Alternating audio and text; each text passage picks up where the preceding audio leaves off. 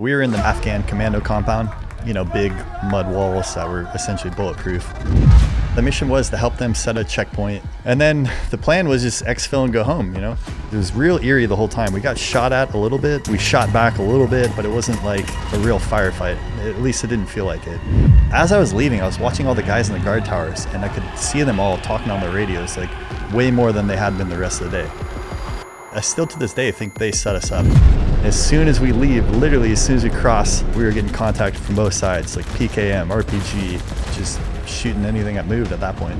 My 50 cal jammed, so I had to pop the hatch and go external and, racking it, trying to clear the link. Our Vic is getting hit, there's snaps above my head. I'm like, hey, give me my 48. I was also a 48 gunner, so it's heavy weapon guy all around, and I just unloaded a whole belt into that tree line. And those guys stopped shooting at me, so that was cool. Thank God we had those armored vehicles because they were all shot up. Were there other operations that you went on in that several month period that stand out as being memorable? And yeah, there's definitely another funny one.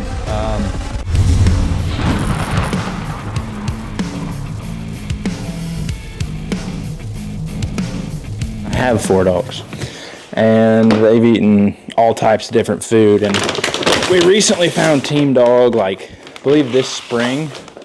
So we've been on it for a year. Seeger was on it first, and Tiller was on it, and then we put the Goldens on it. And I mean, all the dogs eat less food. The dogs' coats are way better.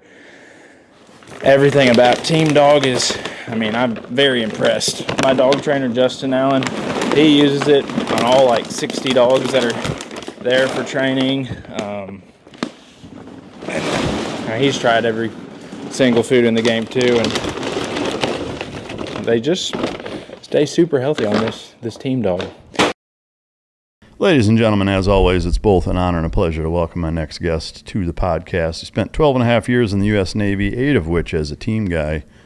Multiple deployments, combat deployment to Afghanistan, Army Com with a V. He's a multi-national champion team pro paintball participant. Worked in the cannabis industry for several years, was an ocean kayak tour guide in Hawaii. Currently enrolled in college for graphic design, and also a shooting instructor at The Outfit with Johnny Collins and a couple other pipe hitters in San Diego. Ladies and gentlemen, welcome to the stage, Derek Janisch. Yeah, thanks for having me, Mike. Dude, thanks for coming, man. I'm super stoked. We know a ton of the same people. A number of guys that you've worked pretty extensively with have been on the show, and it sounds like you've got at least as many wild stories outside of the Navy or maybe even more than in the Navy. But I'm really looking forward to getting into it, and I appreciate you taking the time to come here. Yeah, absolutely, and thanks for having me. Kavanagh comes to mind, and Kav's a buddy of mine. Checked into Team 7 with him as well. I'll never forget meeting him first. He's got that deep Kavanagh voice, and sounds like he should be singing for AC/DC or something. Yeah. And he was going through all the waivers he had. We were at Bud's Prep at the quarterdeck. And I'm like, man, how are you even here with this? He had 13 waivers. Well, and his whole career was routinely that kind of stuff, which just makes everything even more interesting. Mm-hmm. What's the last full book that you've read?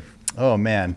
So if we're considering a book, the Book of Matthew, one of the Gospels, and the last novel would have been A Brother's Oath by Chris Thorndycroft. Oh, nice. That was a good book. Is there a single takeaway from it for you? Yeah, it was a Viking book. It's about 2 brothers, and they go their separate ways. They kind of have to for birthright and whatnot. And one kind of becomes a pirate, and the other kind of conquers Germany. It's historical fiction, but it was really good. And for me, the takeaway was never give up on your brothers. Yeah, amen. They kind of relink at the end. I don't want to give the ending away. Oh, that's good stuff. Do you have a favorite quote? I do. To those before us, to those amongst us, and to those we shall see on the other side, Lord, let me not prove unworthy of my brothers. That's Shout such out. a good quote. BC. What's that? Brad Kavanagh. Yeah. He's credited for that one. Yeah, it's such a good quote. And did you work with him at all when he was? His father and Brad, we crossed paths maybe in the air kind of world, jump master world. Because unfortunately he lost his life in the static line jump master incident. I don't think I worked with him directly, but definitely his dad for TGM and that tier 1 course. Oh, that's awesome. Yeah. All right, so living in California and being a shooting instructor, Yeah. a little bit of conflict. It's like an oxymoron, right? Yeah. Well, I mean, I think Slingshots. Yeah. I think what surprises a lot of people is actually how popular the gun culture and tactics and shooting actually is in California, even for kind of the reputation that it has. Right. I don't know if you saw the recent Newsom bill of banning the sale of all Glocks moving forward. Yeah. Which is wild. But are you allowed to legally carry and or what is your EDC if you do? Yeah, so Glock 19 for me. I know a lot of guys are SIG guys, and I have no issue with SIGs, even the 320. It's a very reliable gun. But to me, it's about interoperability, if I get that word right, because you can change your mags with guys. So the 19, the 17, 26, and if we're on a team together, I want to know that whatever mags you're rocking, I can grab those off you too. For sure. I had a guest on a little while ago that didn't mention it on the show, but we were talking afterwards about kind of his EDC and home carry, and he actually had a great point, and very similar to yours. It sounds like a similar methodology is that he's got like the 17 and 19 are the two platforms, and basically depending on how kind of permissive or not the environment is, that's what he wears. So obviously if it's a higher alert environment, he's rocking the 17, more of an outside the waist, but he's got 19s everywhere in his vehicle, all over his house, but with 17 magazines. And so pretty much every gun that he has that's not in a safe is either a 17 or a 19, and then he has Glock 17 loaded mags all over the place, so he can grab whatever and it shoots the same. And I mean that's a damn good idea for sure. Yeah, I got 3 of them. Yeah, is that what you use to instruct with most of the time? Yeah. I do have a 2262 just because that's what I grew up on in the teams. But as soon as I could get to a Glock and then a red dot and build it out, and it's funny because the Glock's the most reliable, right? But then you change everything on it. So, do you have a different trigger and all that just stuff? a shoe. I like to keep all the internals, like mil spec or whatever, and then change the trigger shoe, the mag release, and then I have one that's like a ported slide, and then I have like just a stock bare bones slide too if I really want to make sure I just need something that's going to go bang. Yeah. Do you have a go-to red dot, or do you have multiple ones? I worked in a gun store at Tri Tactical, so I actually got to try a bunch of them out. I like the Hollow Suns just because I want to shoot something I'm going to teach to also. And I was fortunate enough with the San Diego Sheriffs to do their red dot course, which was amazing. And they did all the battle testing and drop testing. I think Hollow Sun's pretty good to go. Yeah. And, I'm not sponsored by them. I don't get anything from them. Getting into the weeds on MOA and green or red or whatever, is there one that you prefer, or do you kind of have multiple? Yeah, it's a good question. I think that you can't really go wrong with just the simple red dot. Size is whatever you feel like you can just pick up the target with fast. I think there is something to be said between green and red, and maybe a little like psychologically too. Like red is dead, and green, your eye's going to pick up a little easier in certain situations. So I guess just preference. Right. To me, at the end of the day, if you don't train with it, it doesn't really matter what we're talking about. You just got to go put thousands of rounds through it and find out what kind of works for you. Yeah. In terms of like dream range gun, does that exist, or do you just always go with Glock? Yeah, I'd say the Terran Tactical Glock, their Cobra one or whatever, Pit Viper, I think. That one's cool. Have you shot a Staccato? I have, yeah. Which one did you shoot? Oh, man, I couldn't even tell you the name. It just, one of my students had it, and I shot it, and it shoots fast. I was like, man, that's easy to shoot. Yeah, the XC especially, the bigger full frame. They have an XL, which is even bigger, but the XC is still like a full size, more of a range gun. I mean, you could carry it, and I have, but it's not super practical. Like you need a half backpack size sling bag to carry it, and I mean you can, like a shirt like this outside the waist, you can pull it off, but it prints pretty bad, and it just depends on the area, I guess. But what was your favorite thing to do growing up? Paintball. Definitely paintball. So even long before military, you did that a lot? As soon as I could get into it, I did. I saved all my money, and for me, I always knew I wanted to, as soon as I knew what SEALs were, I was like, that's what I want to do. Because I remember it was Marine first, and my uncle, he's actually a 3-gun champ out of Arizona, and he was like, well, the toughest are the SEALs. And I was like, well, I'm tough. I should be a SEAL, And this was 12 years old, And then, of course, I saw the documentary with Charlie Sheen, and that kind of like was like, yep, I'm going down the right road. Yeah, I mean, it's funny. The movie Navy SEALs, I would say, might be the biggest. I mean, it's like Top Gun for pilots, you know? I mean, yeah, like so many people were both introduced and inspired to join the Navy, which is funny because so much of the movie is really about the culture of the teams more than it is even kind of operationally what they do. But so I think that there's almost like a self-fulfilling prophecy from that movie and on about the types of guys that are attracted to it. I think it even further kind of drew in that kind of guy more so than maybe some of the other soft units. But in that growing up phase, did you have siblings? Did you play any other sports? And can you just kind of synopsize the childhood experience? Yeah, so I have, growing up, 2 brothers. I have an older brother, Dustin, and a younger brother, Nick. And then my mom divorced, and I have another brother, Connor, now, who's actually a Reaper pilot in the Air Force. Oh, wow. So, yeah, he's a cool dude, officer. I played soccer at first, and funny enough, I was kind of like a star soccer player. But all the veterans I talked to and all the Marines I talked to are like, you really should be playing like football and do wrestling, like if you're serious about wanting to be a SEAL. Something where if you get bumped, you don't roll around on the ground for 9 minutes wincing in pain and then jump up 4 seconds later like nothing happened. Yeah, I'm going to throw a jab at Shawn real quick because I saw him on your show. And, man, talk about a just amazing officer and an American to aspire to, like Shawn Glass. Yeah. I met him in class 272. I was just, lowly E4 at the time. And we were watching The Count of Monte Cristo together. And the only thing that surprised me about him, though, he was a soccer player because he's built like an outside linebacker. Yeah. And like, I'm sure he crushed it at soccer. Yeah.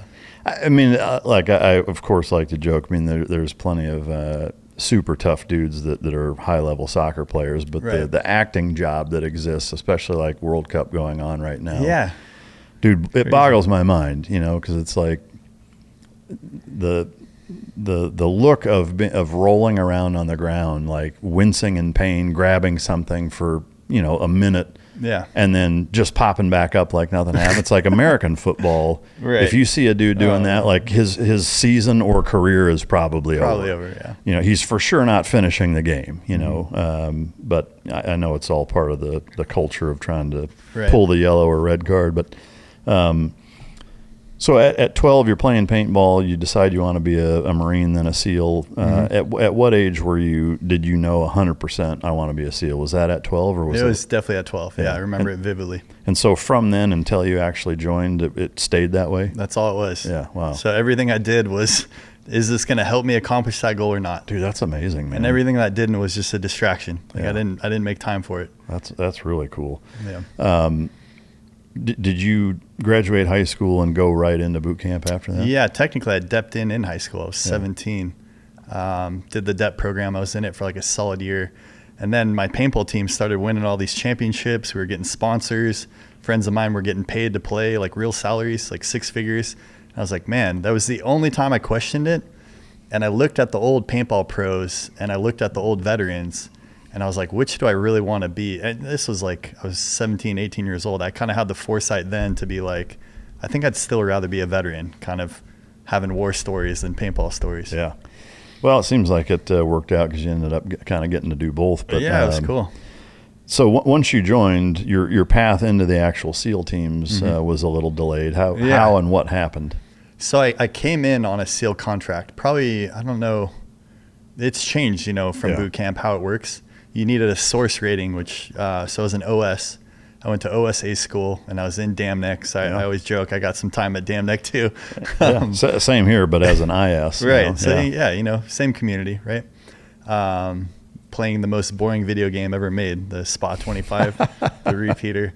I failed the PST. I failed the pull-ups. I don't, is it 10 or whatever it was? I thought it was 6, isn't it? If it was 6, I did like 5. And man, they were so brutal at Great Lakes. They're like, sorry, kid. They gave me one other shot, and I think I failed to run that time. So like, I never put the whole PST together. Wow. So I went to the fleet, and I had to put a package in from the fleet.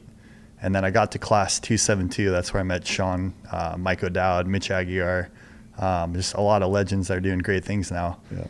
I quit in Hell Week in that class and then went to Japan and Korea for a year and then got back to buds with 284 with Kavanagh and made it all the way through training from there.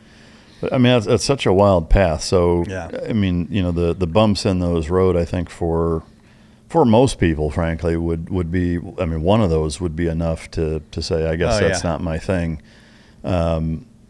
Can certainly understand the not making the pull-ups, even though it sounds like you were prepped pretty hard. But, you know, to be fair, I remember like taking the PST on my own prior to coming in. I would crush it, you know, but there is something different about doing it there at the pool, you know, in such a kind of an epic and legendary spot where everybody has done it. And, you know, there's just different pressure, and you're in boot camps, you're tired and eating like crap and whatever. But so my scores definitely weren't nearly as good as they were, so I can understand that. I am curious the thought process of quitting in Hell Week, and kind of, you know, what led up to that. Was it something that you'd thought about? Like, how did you deal with it afterwards? All that kind of stuff. Yeah, it was brutal. I just had this conversation with Mike because he was in my class. We were in the same boat crew together, and not to make excuses, because at the end of the day I quit. But I got this weird form of pneumonia that was going around, and lost like 30 pounds. I couldn't eat in Hell Week, and I was like, oh my gosh, this is brutal. And really, I just felt like I was letting my boat crew down. And technically, it didn't ring the bell even. I just had fallen so far behind the class, I wasn't even under a boat anymore. And they're like, we're just going to drop you, dude. Like, we get that you have heart. And they called it a nonverbal DOR, which I didn't even know was a thing. But like, because I never said I quit or I'm done or whatever. I just literally was passing out. Yeah. And they're like, well, you can't nap during a week. Yeah. That's like the one rule. So I was pretty crushed. And then the wildest part, man, this like still sticks out to me.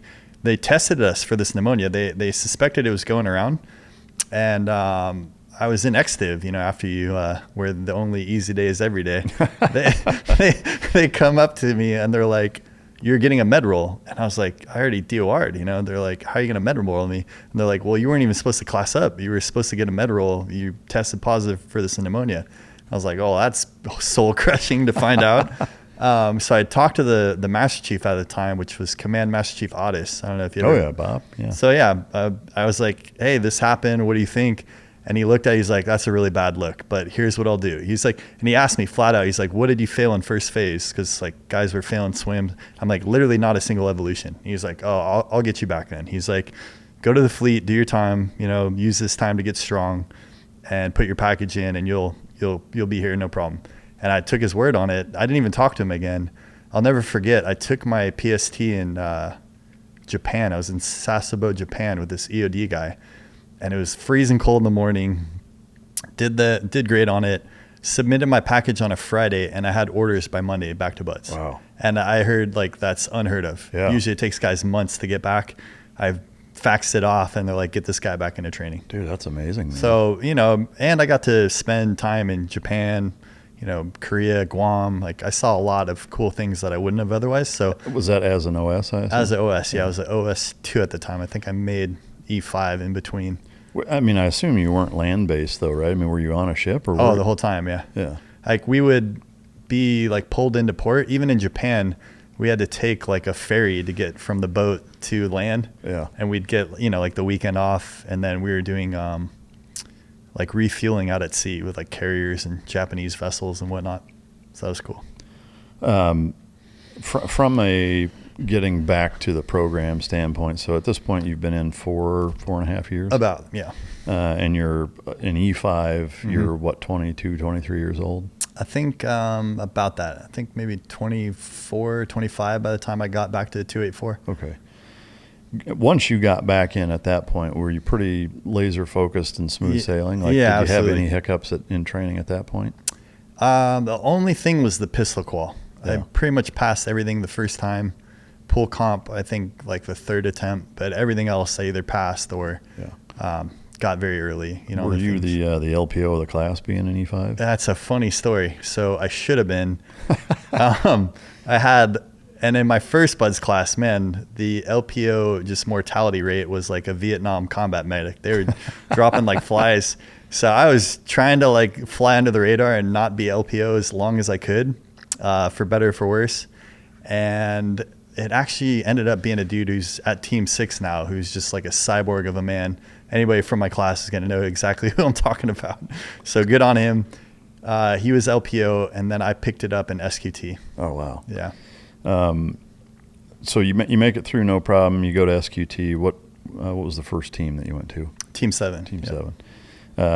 You're with Kavanagh at Team 7, and what was the experience like checking in, kind of expectation versus reality? Because obviously it was something you had wanted at that point for well over a decade. Right. And now you're finally checking into the SEAL team. Man. You're through training after multiple attempts. Yeah. How was that checking in? Oh, man, it was cloud nine. It was surreal.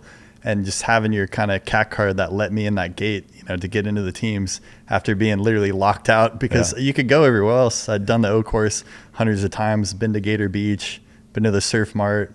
I married the coffee girl. So like I was very well established between NAB and that side. You married the coffee girl. I did. Yeah. Let's dig into that for a second. Yeah, sure. I mean, like, it's been such a long time since I've been there. I assume that there's a coffee shop on the wet side of Naval Amphibious Base Coronado. Yeah. I can only imagine that if there's a coffee girl there, that the entire class is trying to date her. Yeah, like you wouldn't believe. Yeah, the instructors too. Yeah. So how did you pull that one off amongst a sea of candidates? Did you know Good, Master Chief Good, and his wife Surrender? So they ran the coffee shop and that little hustle. We were dating, and she was supposed to be working at North Island. They had 3 of them. There was like North Island, the dry side, and then the bud side. And in the middle of us dating, she's like, they want to move me to the bud side. I'm like, of course they do. You're beautiful, And we're literally in formation. Like, you run across the street and hoo-yah. And I hear guys talking about, oh, that girl is hot. Like, I bet, this and that. I'm like, well, I bet not. Like, she's dating me. So we got engaged and married in first phase. Wow. Yeah. My first buds class. So that's how I know she loves me, because I wasn't even a tadpole yet. Yeah. Dude, that's wild, man. And that's your current wife? Yeah, Rebecca. Yeah. She's amazing. That's incredible, man. I know there's been some ups and downs along that path, which we'll get into as we go. But getting married in first phase is kind of a ballsy move. Yeah, it was. But all right, so you get through everything. You get checked into Team 7. Walk us through the kind of Team 7 path. Man, it was awesome. The guys, I checked into Bravo Platoon. They were on deployment to Afghanistan. They were doing the commando mission at the time. And I was like, get me over there. I was ready. There's kind of a weird phase. Like me, Kavanagh, and John Collins all checked into 7 for that same deployment cycle. But me and Cav were like 9 months early. So we had like a super long pro dev, and all of our guys were deployed. So I was trying to get to Afghanistan, and numerous people like, you don't want to do that. You don't want to be the guy to like skip pro dev and go into the lion's den. They're like, they're going to have no work for you. You've never done ULT. Like, that's not who you want to be right now. Just trust me. And I was like, well, if everyone's telling me that, sure. So I just started going to schools, every school I could get. I went to 9 schools as a new guy my first time, which was... I assume some of them were hazmat and nope, dive soup or anything like that. Dive soup for sure, and RSO. But I got some cool ones too. Like I got static line, free fall jump master, and ADIC as a new guy. And what is ADIC? ADIC's the advanced tactical infiltration course. That's the Army Tier 1 school. Oh, wow. So you're jumping bundles and, doing O2. Every jump is like O2 wall locker. Wow. Damn, and I think, cool. At the time, I don't know if it's changed now, but at the time, it was only like Dam Neck and them that were doing like bundles and tandem and all that kind of stuff. Yeah, that's cool. Yeah. I am curious. I mean, having spent so much time at a pretty high level as far as paintball is concerned. Yeah. When you started actually doing room clearing, I know you don't really do much in buds. Right. SQT, you start to do more. Did you find that you had a bit of a leg up, or was there maybe a part of it that was even a hindrance? It was a hindrance, yeah. And you could ask Dirty, because he was one of my instructors. Yeah. God, he's such a legend, man. Dirty was awesome. And he's been on the show, by the way. Yeah, he's Corbett. Dan Corbett. Love you, buddy. We had a great class too, man. Like half our cadre had just come from Team 6. So we were getting the best instruction. I'll never forget, I knew we were doing something right, because the vanilla guys that were in Platoon at the time, because they share the training facility, they were watching us do hallways and stairwells, because they hadn't done hallways yet. Like the normal trade wasn't teaching hallways yet. and we were. So like our FTX was like a full house size hit and very squared away, very locked on. But to get back to the paintball, like in paintball, the gunfighting is very similar. The clearance is the exact same. You always pie your corners. You always check off, and you want to ideally be in one gunfight at a time. You don't want to expose yourself to numerous guns. And I just, you got to learn like the safe on, safe off, the weapons manipulation, proper penetration. So all that was just Greek to me. Yeah. But I knew how to gunfight. I knew how to like beat a guy in a chess match if we're both shooting at each other. I always tell people, if I throw a rock at you, you're going to get out of the way. If I shoot a bow at you, you're going to get out of the way. So it's like a paintball gun typically is faster than a bow. It's like 300 to 330 feet per second. And they shoot like 20 balls a second, the fast ones.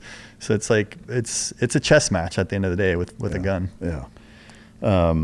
Were there any huge hiccups with habits that you had built? No, I don't think so. Oh, really? And then once I got to Sauk and kind of like, the reins are loose, I'll never forget because we do paintball training in Sauk. And can you say what Sauk is? Yeah, that's Special Operations Urban Combat out at SCI. And I was in a platoon now. We were doing our runs. And I knew there was paintball in Sauk because we had to prep for it, right? You had to like make sure your guns had air and whatnot. So I brought my own gun. I brought my own paint and all my Gucci stuff. And I'll never forget the trade guy trying to hand me some like paintballs that had been sitting out. And I'm like, oh no, I'm good, dude. I brought like tournament grade stuff for me and all my guys. And one of the runs, I'll never forget to like tip my hat on. Trade pulls me aside. They're like, all right, Janisch, we get that you're good at paintball, man, but like we need this to actually happen. Like we need you guys to like lose essentially in this scenario. And I was just putting it on dudes. Dude, that's awesome. So that was fun. You mentioned tournament grade. Is that like match grade versus ball ammo? Kind of like what makes exactly. a paintball tournament grade? Yeah, it's a great question. So paintball is PEG. It's like polyethyl glycogen or something like that. It's actually a food product. And the way they're made is gel capsules, a lot like vitamins and stuff. So they're cooked and they have to form and then cure. And then the curing process is really what makes like a pro ball versus what you would get if you went to just go play, for fun at SC Village or walk-ons, wherever. What is the difference practically speaking though? Just your group, right? And consistency. So they're more accurate? Definitely more accurate, okay. Yeah. And they mark better too. It's like a better fill. Okay. So you can't wipe it. Yeah. I assume way more expensive. Yeah. Yeah. We were sponsored. We got it all for free. That's awesome. Yeah, that's good. All right, so you go through SQT, you're at 7, you do a ton of cool schools, finally you get formed up with your platoon. Right. You did 2 deployments there. Was the first one to Afghanistan? Correct, yeah. And so this is what year, 2010, 2011? I think 2012. And then, I don't think we quite made it. 2012 or 2013. I'm pretty bad with years. Okay. Somewhere in that time frame. For the platoon training and workup leading into Afghanistan, I assume you knew you were going there. We did, yeah, pretty much the whole time. Was there any sense of what piece of the puzzle you and the platoon were going to play once you got there during your training? Like, were you training up knowing, hey, we're going to do this, and what was that? Yeah, it was the commando piece. We knew it was either between commando and VSO. I think commando was kind of like the one our chief and head shed wanted more. And can you explain commando and VSO? Right. So the Afghan commandos, I would kind of equate them to like Army Rangers, but for Afghanistan. And I don't mean any offense to the Rangers at all, because they're obviously nowhere near their skill level. But that was like the concept. That was the dream. And then actually our mission was the ANASF, and that was modeled off of an SF team.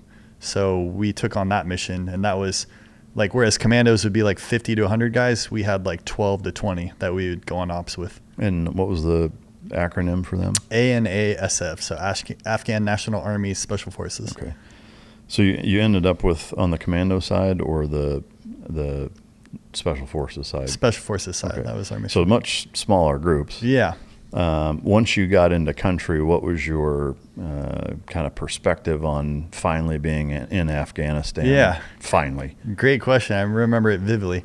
I also remember seeing a Reaper for the first time. I couldn't believe how big they were. Yeah. Because when you hear drone, you think of like a little, DJI pocket-sized drone. And this thing was like the size of a Suburban with wings. Yeah. And I just remember thinking like, summer travel is one of my favorite things, but it's also where routines go to die. You got different time zones, different beds, late nights, early mornings. Most of the healthy habits you built up just quietly disappear. The one thing I haven't let slip no matter where I am is AG1. 30 seconds, 1 scoop, 8 ounces of water every single morning. AG1 sent me this and I use it every single day.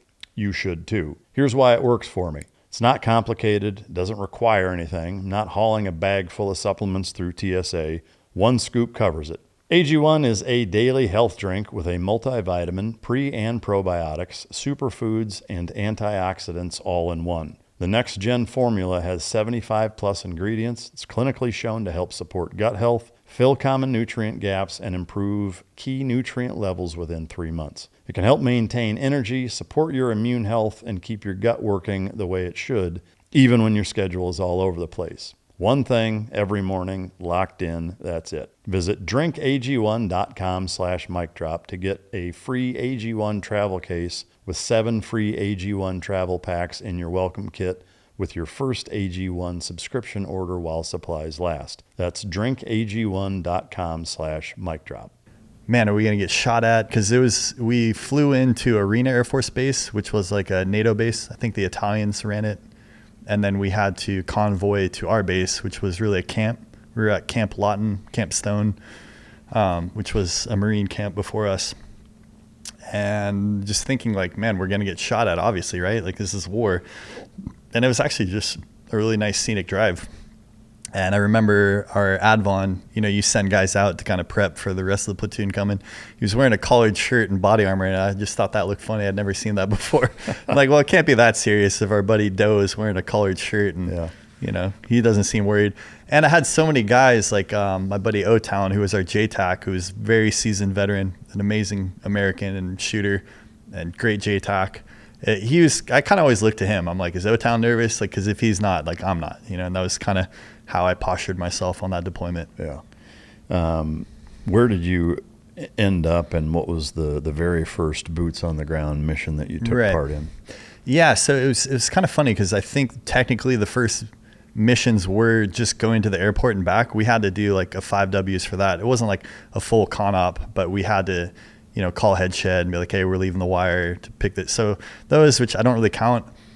In our area, we were in Herat, which was Sodif Southwest. So Southwest Afghanistan, not Kandahar, not any of that area. Definitely not Helmand. And we relocated to Farah, a different province where the Marines were getting into a lot of firefights. It was just them. They were kind of hanging it out. They had a green on blue with one of their Afghan commandos. So like they were just not in a good spot. We went there to beef them up. And, the first mission out the door, which was probably one of our gnarliest ones. We went to a checkpoint to set up a checkpoint with some commandos. And I personally think, I can't prove this obviously, but my gut tells me that they were kind of working both sides with the Taliban because it was real eerie the whole time. We got shot at a little bit, but it was like probing. We shot back a little bit, but it wasn't like a real firefight. At least it didn't feel like it. It's like the tree line and they were just kind of probing us. But then as soon as we leave, literally as soon as we cross, we were getting contacted from both sides, like PKM, RPG, like the whole night. And I was like, holy crap, like this is Afghanistan. This is basically day one for me. And thank God we had those armored vehicles because they were all shot up. Can you kind of actions on or actions at the objective style walk us through the entire thing? Yeah, so we were there kind of all day. In the compound first, which was the Afghan commando compound, big mud walls that were essentially bulletproof. And like I said, getting shot at, we sent out like a little recce element and they got contacted, but they kind of suppressed it real quick. And then we were there for just hours, it seemed like. And then the plan was just exfil and go home, RTB. We were in our MATVs, the big up armored military ATVs, whatever. What was the actual concept of operations? Like what was the mission? Yeah, the mission was to help them set a checkpoint. There was supposed to be like high traffic that day and there wasn't. So that's working with the Afghan commandos. Yeah. And I still to this day think they set us up. I think because as I was leaving, I was watching all the guys in the guard towers and I could see them all talking on their radios, like way more than they had been the rest of the day.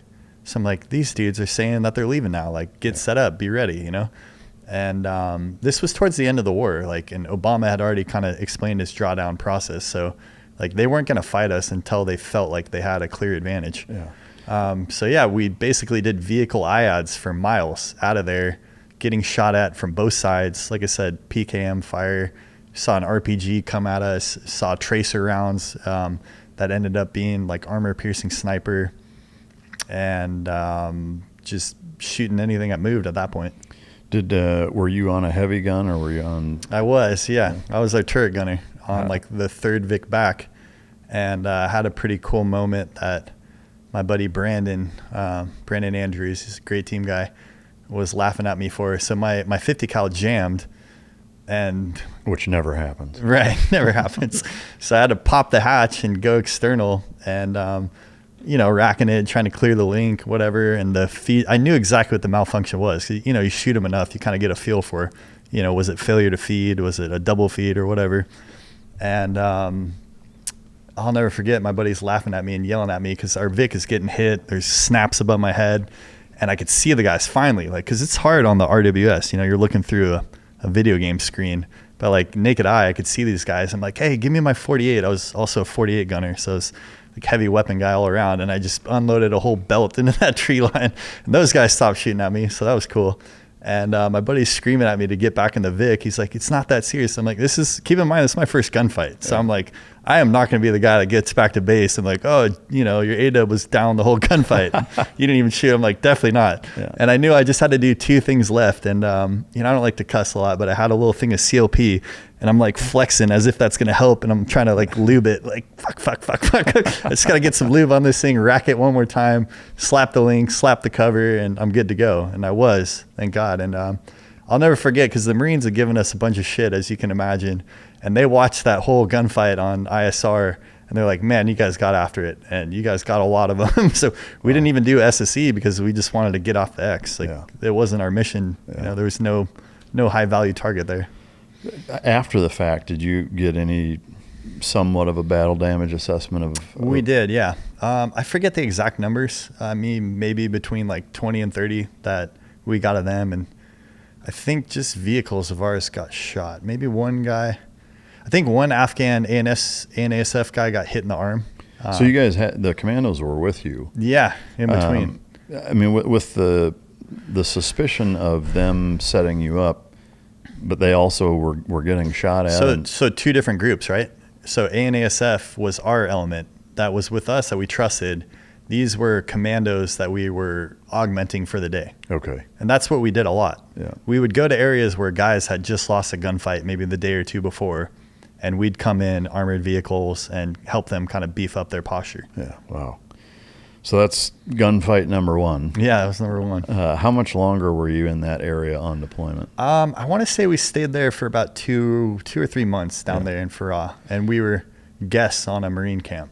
And operational tempo wise, was it every day, every couple days? That one was maybe every other day, maybe every 3 days. Yeah. So the MARSOC guys would go out and do a hit or do their thing, and then we'd go out and then they'd rejock, and we'd kind of do that back and forth. And after a while, we developed a really cool relationship with those guys down there. Did you ever work with them out in the field at the same time? I think we cure off them once and like resupplied them another time. Okay. And that was about it. But the plan was, this was a region where they were just getting in gunfights anytime they left the wire.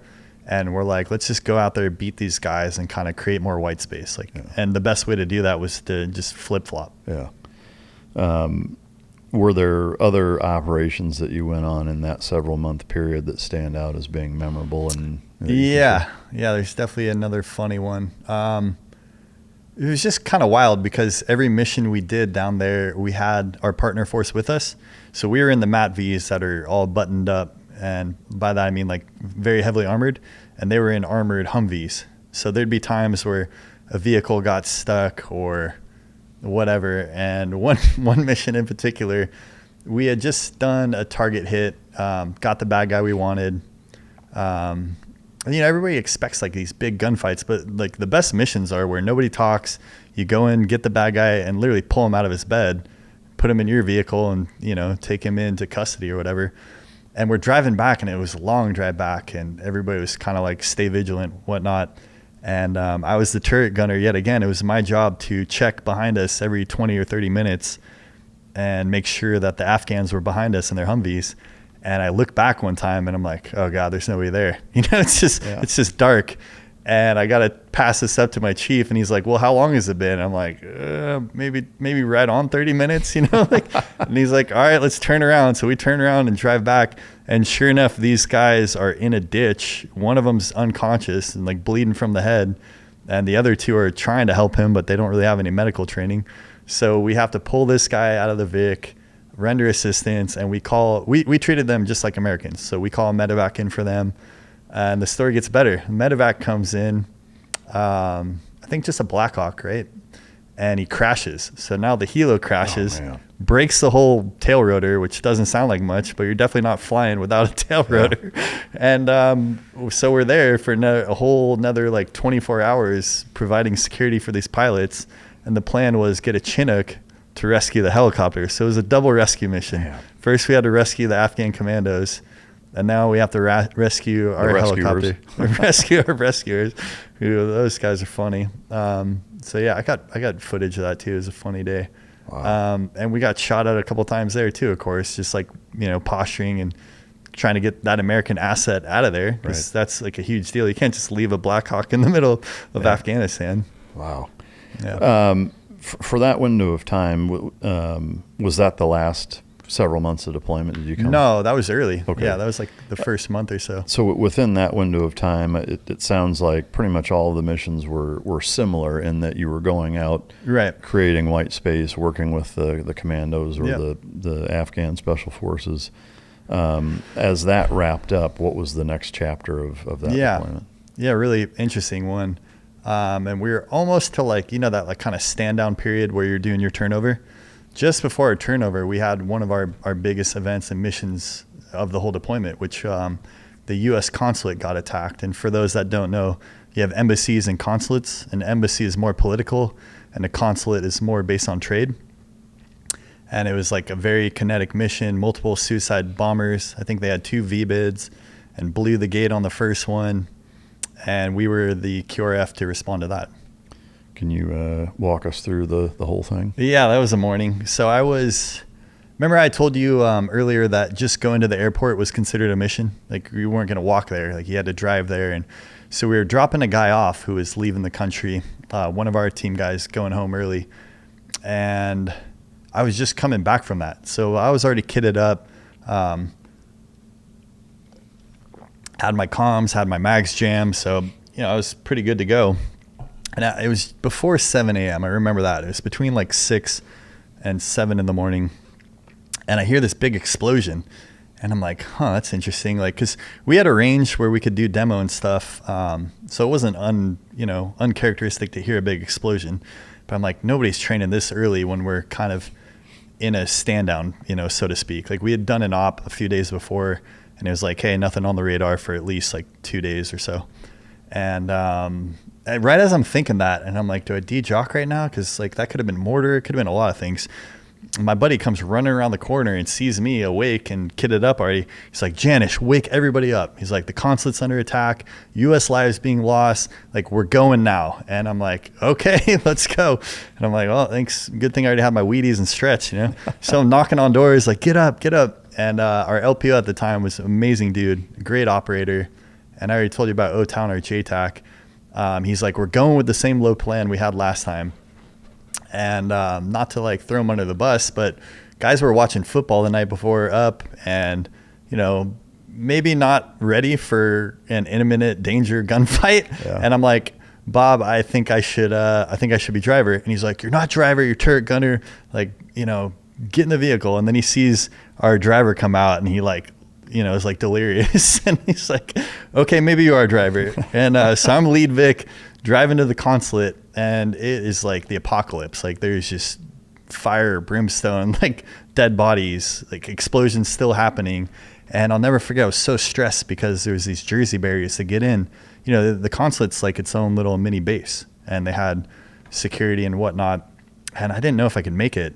and I was like basically scraping the wheels to make it through these Jersey barriers. The only time I ever yelled at my LPO, so I apologize for that. But I was like, can I fucking make it or not?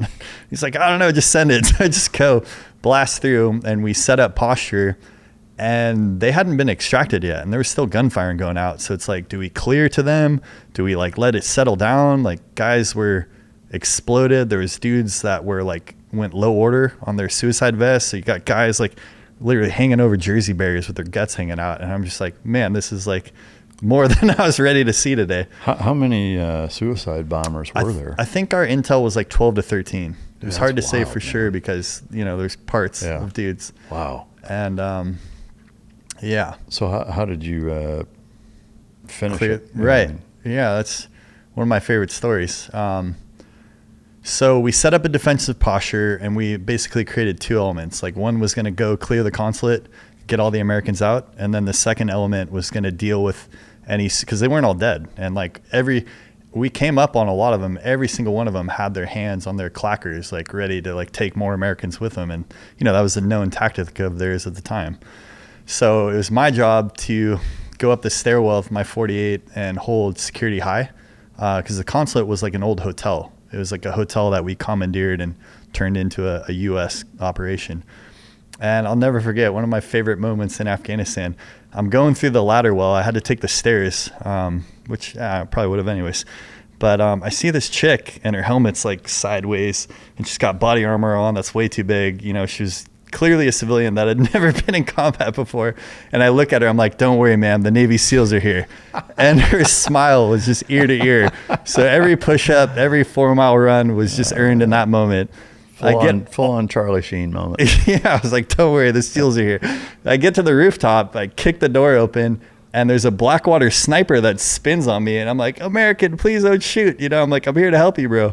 And he's like, oh, thank God. And I'm like, where are they at? He's like, what do you mean they're everywhere? And I'm like, so I get up to him. I'm like, hey, you hungry? So I give him some Cliff Bars and water. He's like, oh, you're amazing. Who are you? I'm like, I'm Janisch. I'm with Team 7. We're here to relieve you. You know, I'm like, we got guys all over the place. So like, hold your fire until I kind of like set up comms and deconflict and whatnot. And that was like the brunt of the action. There was definitely some like shots fired and dudes killed, but most of them kind of did their mission and blew themselves up on target. So like, that was good in a way. Was the main tactic of theirs in doing that just to enter the compound, or was it to actually take American lives? Oh, they wanted hostages for sure. They did. And did they? I mean, no, they didn't kill any Americans. Not a single American. Wow. I think there was one wounded. I want to say El Salvadorian. It was kind of, you know, Uncle Sam thing to do is they had El Salvadorian as the outer security and then Blackwater inner security, because they know that if no American lives lost, if suicide bombers below the gates, right? Wow. So that was a funny moment too, because this El Salvadorian dude was in a like a bulletproof kind of like guard shack, right? And I speak Spanish, so I'm like talking to him like, necesitas agua? Like, what do you need, bro? And like, just he was like blown away, and I'm laughing because I'm like, all those high school Spanish classes from being put to use in Afghanistan. So I'm like trying to slide him water under the door.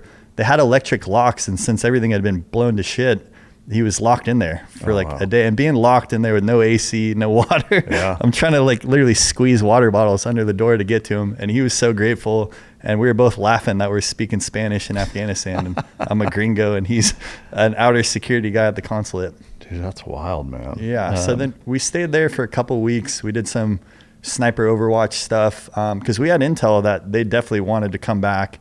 But we kind of kicked their ass so hard the first time that they didn't mess with us again. So there were a dozen or so suicide bombers. Was that the only contingent to their attack plan, or did they have follow-on assaulters? Our intel told us they did, but once we got there and postured up, like they didn't. Wow. So they let a dozen people blow themselves up, but didn't have the stones to follow them in after because there was too much presence.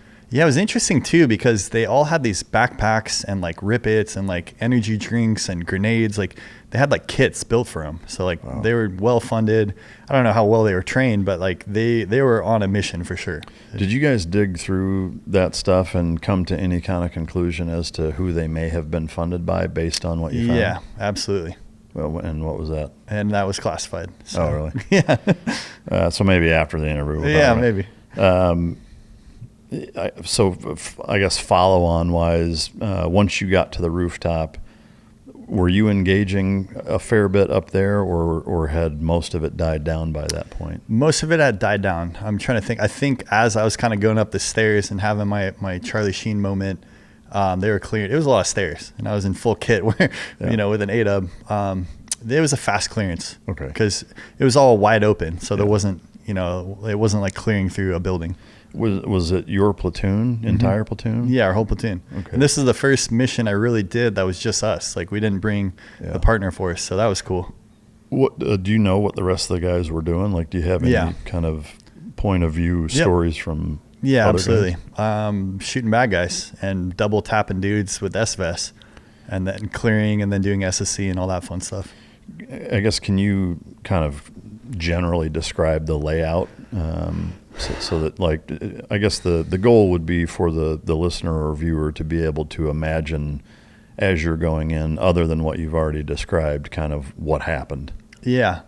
There's two different guard shacks. There was like a north entry and an east entry.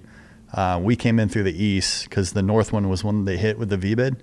And we saw the first one, and it was like pieces. Like, I think like the hood was blown off. There was engine parts everywhere. And then the second one, if I remember correctly, I think the Blackwater guy shot the driver and he didn't get to clack off. Or maybe the second one didn't have explosive, and that's where all like the fighters were in.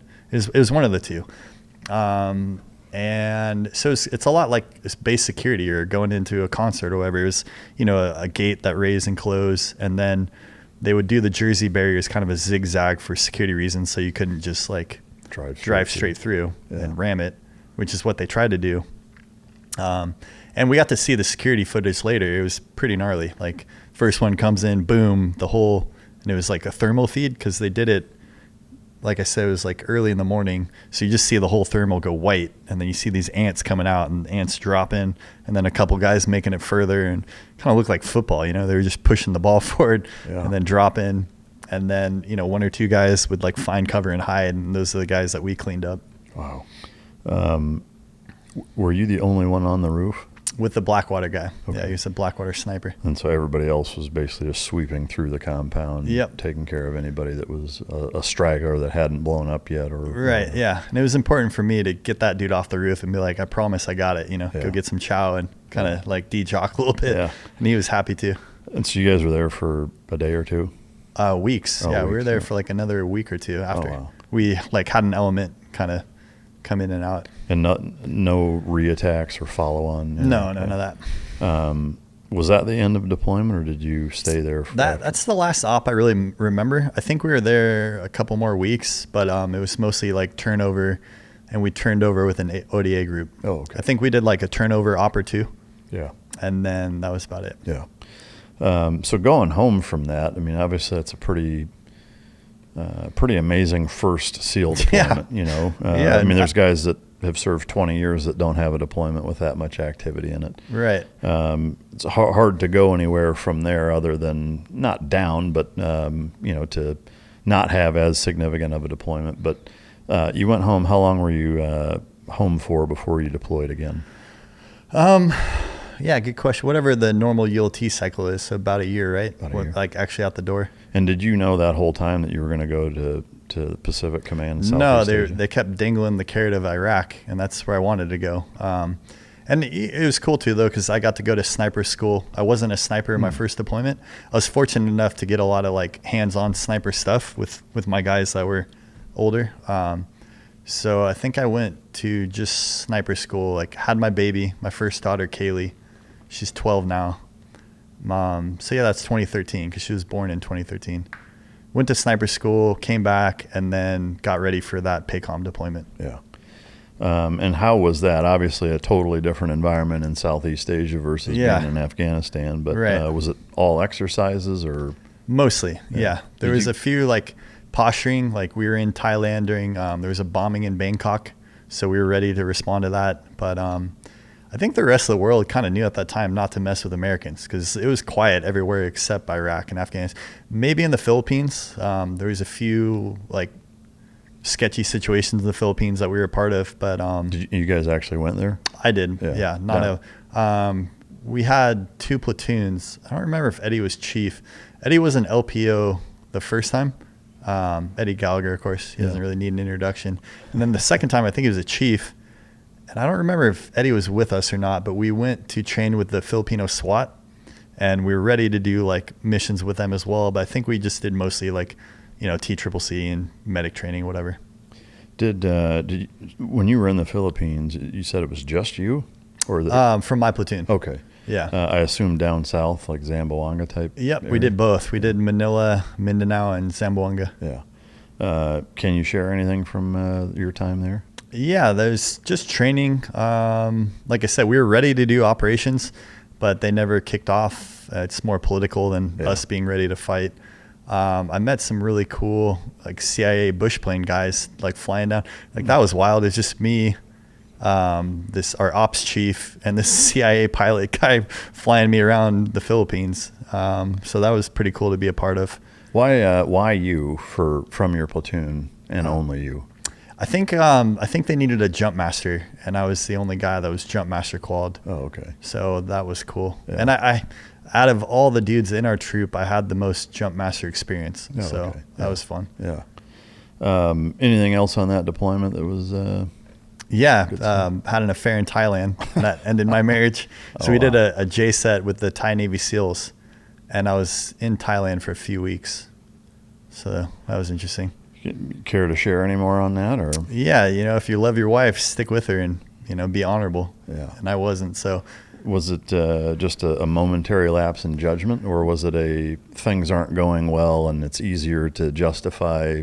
Yeah, type of thing. It was kind of me like self-sabotaging the marriage, more the second one. Yeah. We had been having issues ever since, I got back from Afghanistan, a mix of just having a new baby, war, and me kind of not processing it all well and wanting to get back to war, which is so weird with team guys. I swear we're our best at war.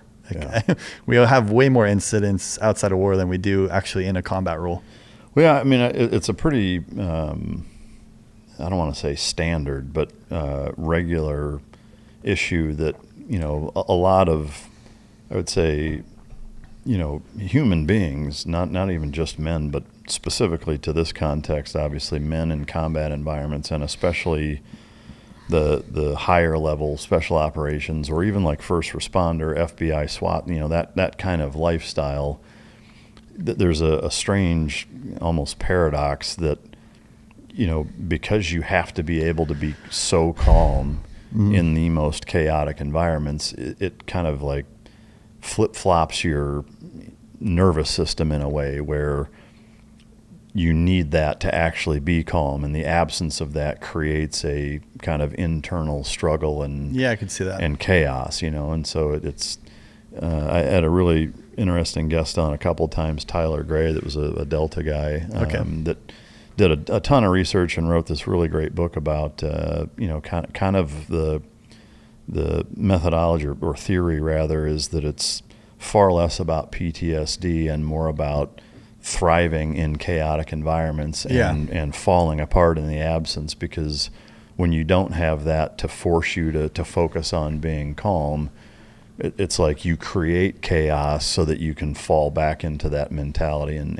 mindset. And so a lot of guys end up kind of becoming their own worst enemy that way, is that if things aren't chaotic, they will create it so that it calms them down internally, which is a very ironic process. But so in that kind of moment and the aftermath of it, how did that shake out? I mean, when it happened, did you come home and come clean, or like how did it all transpire into ending your marriage? Yeah, she kind of had a feeling because I was changing my posture and my conversations with her, and I knew I didn't want to hide it from her, and I wanted to let her know when I got back in person, like I owed her that much.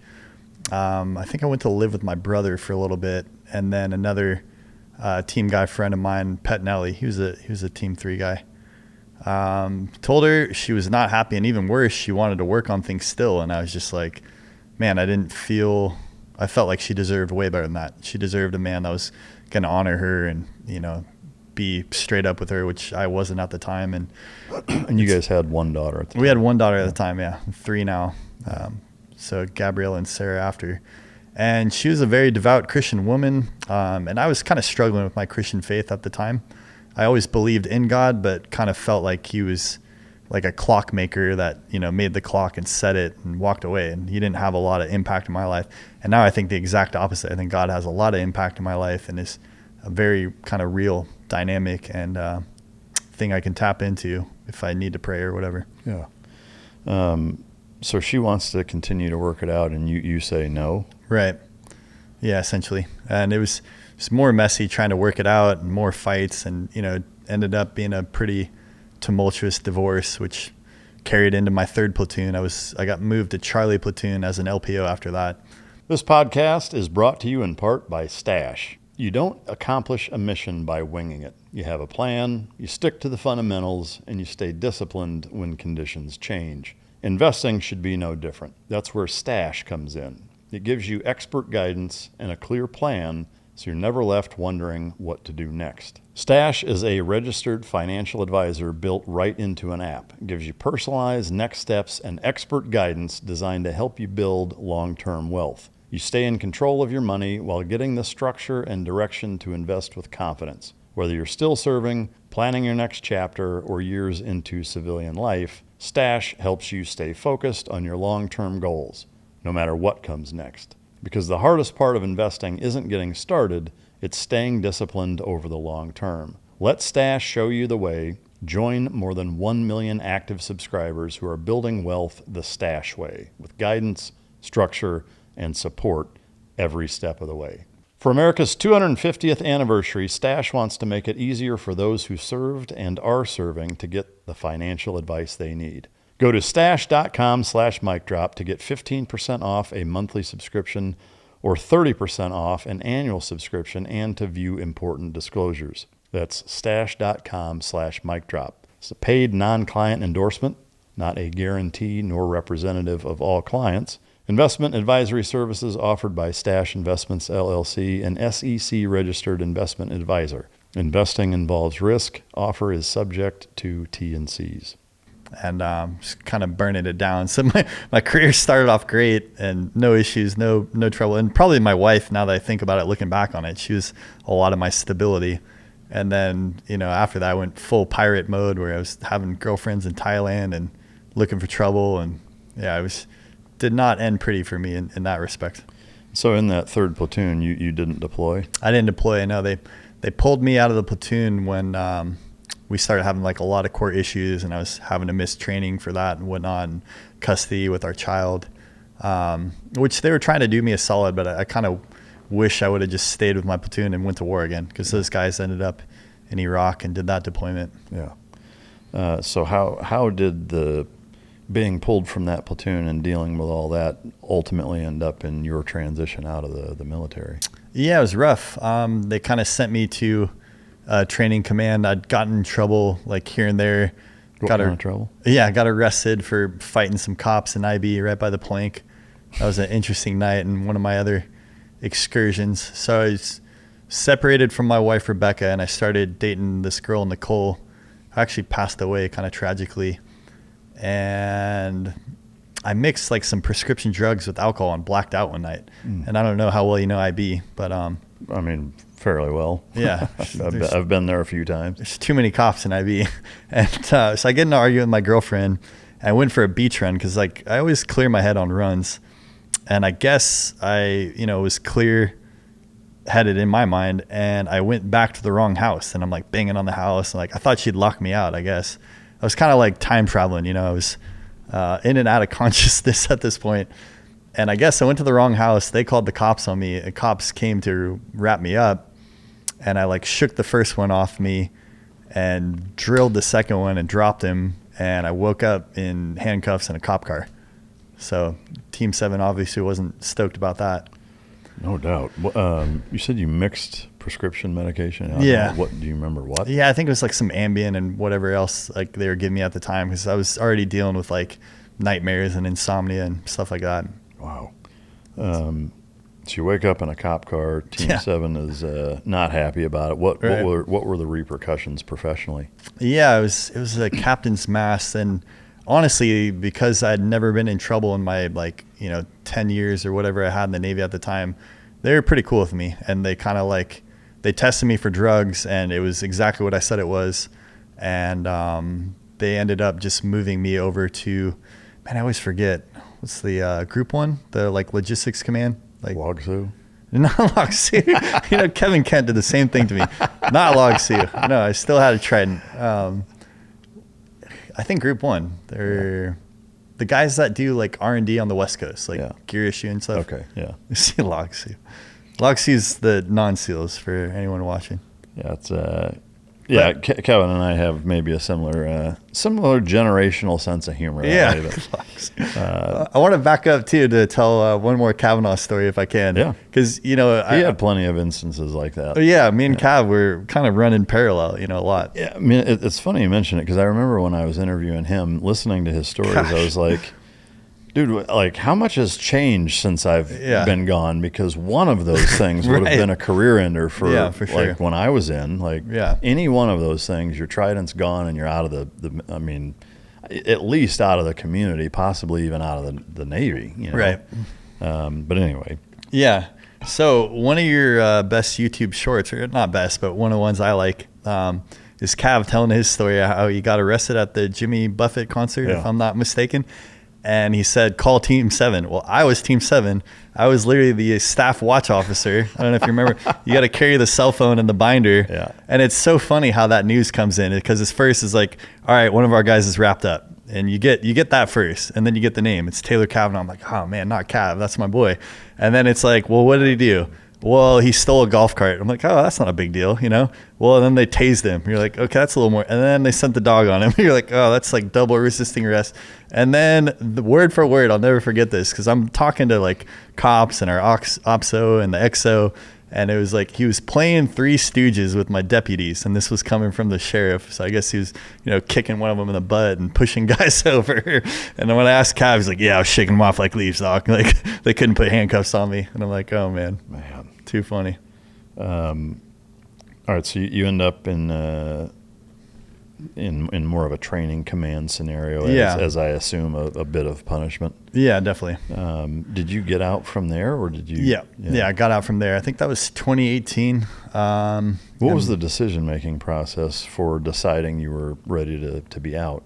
Really, it was the cannabis industry. I had friends that were doing it. I think Cav got out right before me, and I was kind of in trouble myself, I wasn't really deployable, and I was just ready to move on. I was kind of did what I wanted to in war, ready to kind of open a new chapter, and cannabis seemed like a good idea to me. Yeah. How did that, process play out in terms of being introduced to it? You knew guys that were into it, that they connected you up, and what was the goal, I guess? Was it to own your own company? Was it to just see what happens, or what was your thought process? Part of it was the adventure. I really liked the idea of living on a compound and growing myself. And I grew up, in Orange County, California, where it's abundant and popular, and it never really had that stigma. California was always kind of leading the charge for legalization. And I had a friend that was working for a nursery at the time, growing small plants that you would selling just the plant, so not the final product, which is the flower. And me personally, I wanted to grow really good, organic, boutique weed, like a fine wine of cannabis, because I knew a lot about it. Had a lot of friends that had been growing it for years. And I really believed in the therapeutic benefits of it for, a lot of the stuff I was dealing with from war and trauma and all that. Yeah. So how did you actually get into it, or walk us through the getting into the industry? It was a phone call with my buddy Mike, a different Mike, obviously, who, funny enough, raises Malinois and working dogs. And now he got out of the cannabis industry and trains and breeds dogs. He needed some guys basically delivering plants and working on his farm that he had up in the Central Valley.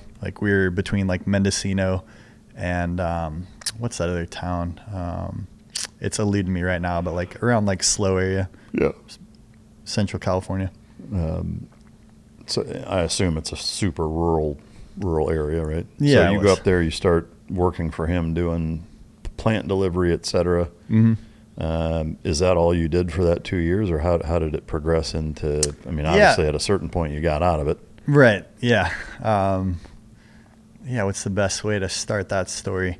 So delivering plants was kind of like the day-to-day busy job, and that paid the bills. I was growing my own stuff as well because I really wanted to like grow and kind of like cultivate my own crop and kind of appreciate the whole process of the plant. And kept meeting like people in the industry that were all in on it. Met this Jamaican guy that was pretty cool, and got some time in Montego Bay. Yeah, Mo Bay. Just got a vacation in Jamaica out of it. That was pretty cool. And it wasn't until I got shot in Humboldt that I was like, maybe this isn't for me, you know? How did that happen? Yeah. So. Was that in Jamaica or in California? No, in California. I was in Humboldt County. So that's like, and funny enough, that documentary of Murder Mountain had just come out on Netflix. It was a popular Netflix thing for a while. And all my family was like, don't go to Humboldt, you know, you're being a dummy. And of course me, I was like, nope, like full charge into Humboldt. That's what we're going to do. Met this guy that had 3 different grow sites, right? And this is all like uncontested, like native land. Like this isn't like realtors giving you a tour to like, if you want to buy a house. Like these are old pot farmers that have been there for generations. And we're talking farms that are like $1 million farms, and kids guarding them on dirt bikes with AKs. So I just kind of met the right people or the wrong people essentially. But they were doing it like exactly what I wanted to do, like off the grid, growing. You know, we had a well for water and a rain catchment system. And I had my own plot of land. I was providing security for him as well, because like I said, he had 3 different properties. And really I just wanted to live by the river and be on the redwoods and kind of, you know, live my way in America. Yeah. I noticed you missed out being shot. Yeah. In that part of it. So once you're in that environment, how did it go so south? Yeah. I wanted to take a breath before I got into that. So he had paid me in advance for like some security stuff, and paid me in flour too, which is like the final product that, you know, people smoke or press into oil or whatever. And we started arguing first about like what he was going to pay me and what I really wanted out of it. Cause really I had the connection already to the plants through my friend Mike. I didn't need him at all at that point. And I was like, well, why don't you let me just run my crop this season? Then I'll pay you rent essentially, which was wild because he was squatting on all 3 properties to begin with. So it's kind of like a formality of like, hey, leave me alone. You know, we're obviously not getting along. Like I sold some product for him already that didn't really mean much to me. And we argued over the price and what it was all worth and whatnot.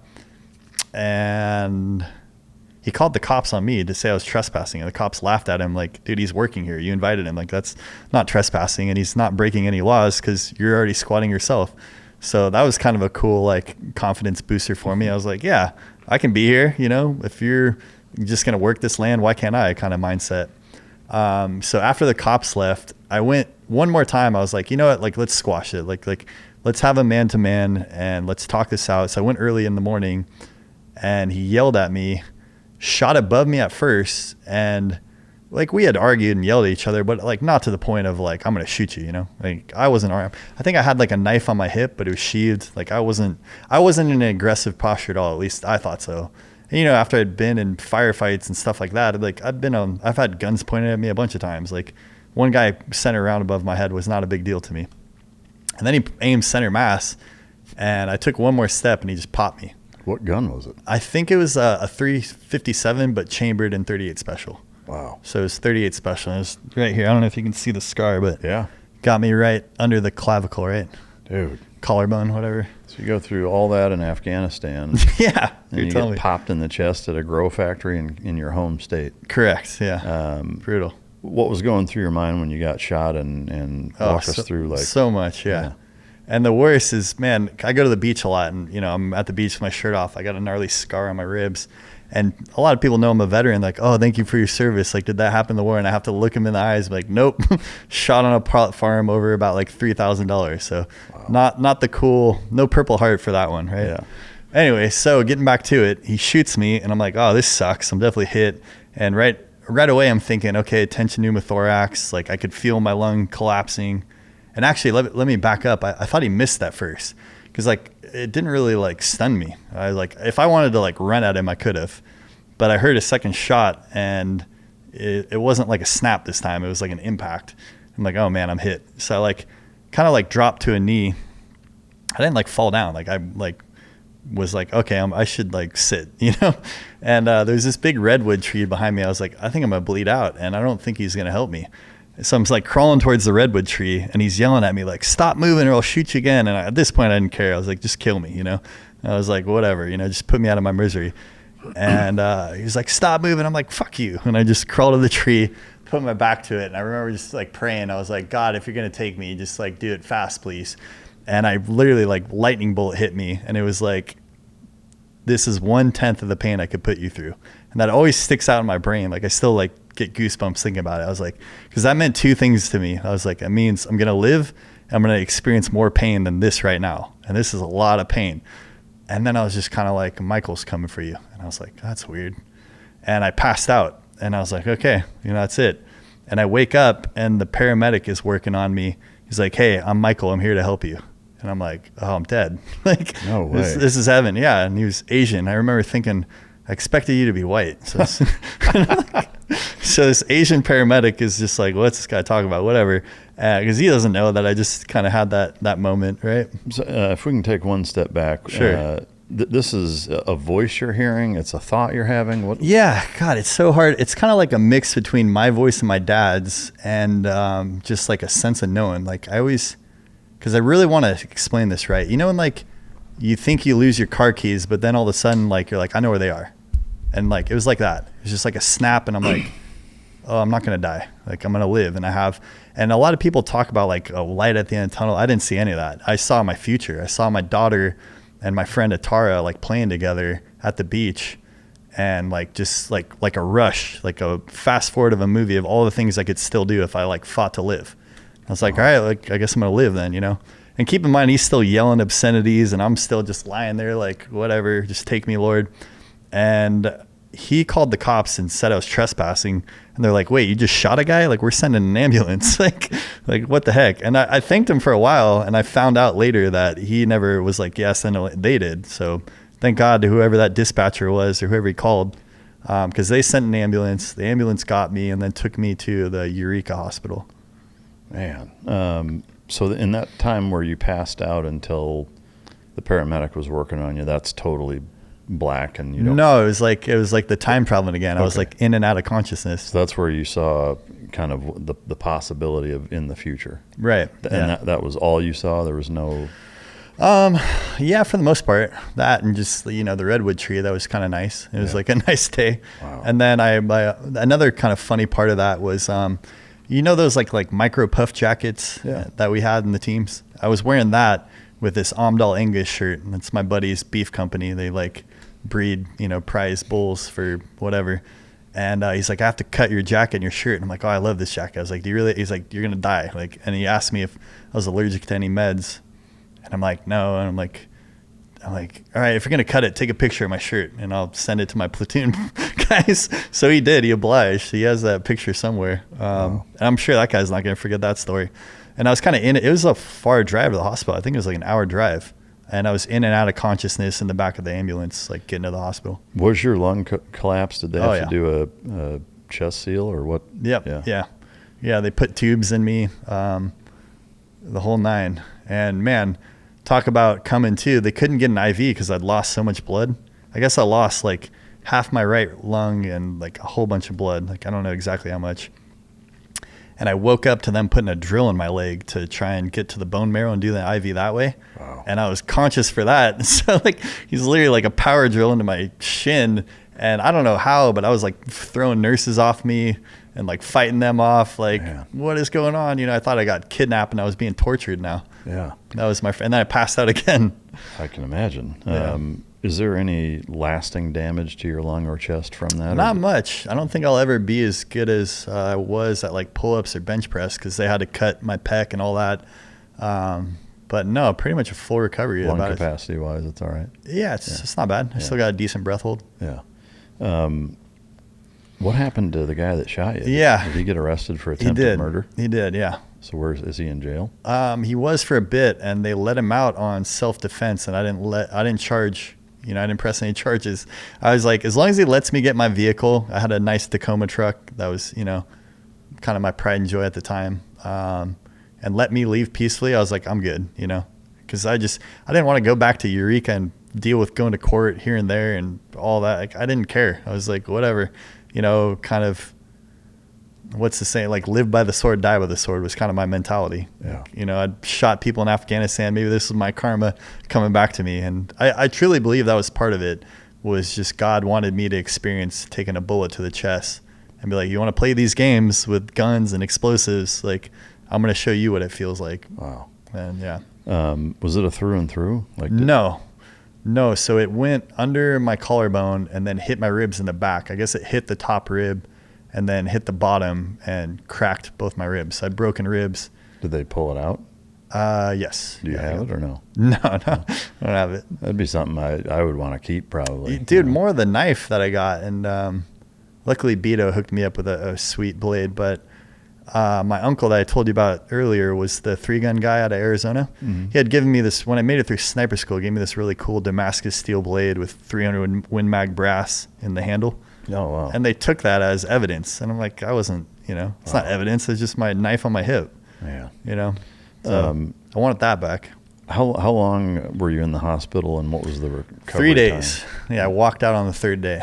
And recovery-wise, like, was it months? A few months, yeah. Yeah, like 2 months. Yeah. What were you doing in the meantime? Did you go back to that property and get your stuff, or? I did, yeah, with some help of some friends. Yeah. First, I called my wife, and she's like, "You're crazy. We're not going there." And I'm like, so were you back together with her? No, not at all. She came and visited me in the hospital, like literally like an angel, my daughter, and told my daughter I got in a car accident because she didn't want to say your dad's getting shot doing hood rat stuff on a pot farm. So thank you, Rebecca, for, giving me a more honorable story there. Yeah. I used to just accept that I was going to wake up feeling beat up, stiff neck, tight back, that kind of foggy, unrestored feeling like I hadn't actually slept. I thought it was just life, especially with everything my body's been through. Then HELIX sent me one of their mattresses, and I got to be straight with you, it changed a lot. I'm waking up feeling like I actually recovered overnight. Got less stiffness, better mornings. Sleep is the one thing that affects everything else, and I wasn't taking it seriously enough. What I like about HELIX is they've got over 20 mattress models, so you're not just picking something off a shelf hoping it works. You find one that actually fits how you sleep. They've got cooling options too, which matters in the summer when you're already running hot. Free shipping right to your door, 120-night sleep trial, a limited lifetime warranty, and their happy with HELIX guarantee means that the whole thing is risk-free. They're the most awarded mattress brand out there, and there is a reason for that. Go to helixsleep.com/micdrop for 27% off site-wide. That's helixsleep.com/micdrop for 27% off site-wide. helixsleep.com/micdrop. So she came up, and I was in Eureka, and then that same Mike, he was a farmer and a grower, and the guy that does the dogs now, I think it's Hostile Canine is his dog company. Anyways, he was like, whatever, you knucklehead, like, come back to me. I'm not going to shoot you.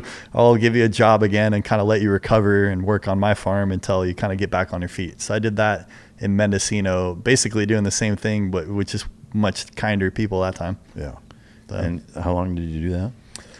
I think another couple months, maybe 2 or 3 months.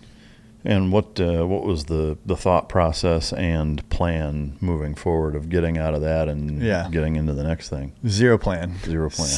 But I had a lot of faith all of a sudden. Started reading my Bible every day, and it'd be wrong of me not to acknowledge the Lord on that one, because it just opened my eyes. Like, he is very real. He's like laser focused on me in that moment. Wow. And was like, what are you doing?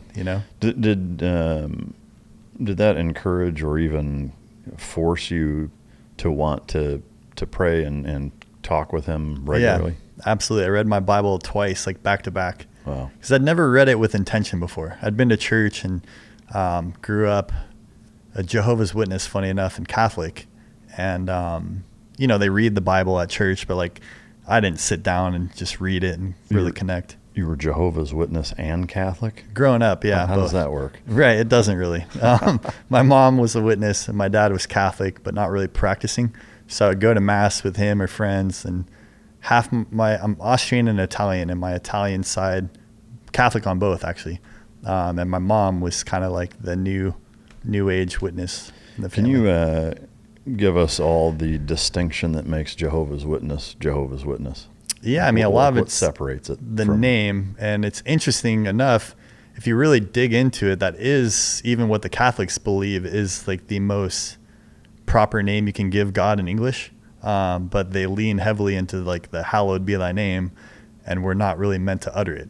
It's not that it's forbidden, but it's sacred. It's like you're calling on the Heavenly Father in that moment. So, but I mean, in terms of if you, I guess, compare Jehovah's Witness to Catholicism, Orthodox, Protestant, how does it differ from? Oh yeah, that would be a whole nother podcast to get into the intricacies. Is there a singular thing? I mean, say if you were to say the difference between Judaism and Christianity is Judaism does not believe that Christ was the Son of God and was resurrected. Right. Is there a thing that's that singular to Jehovah's Witness that separates it from everything else?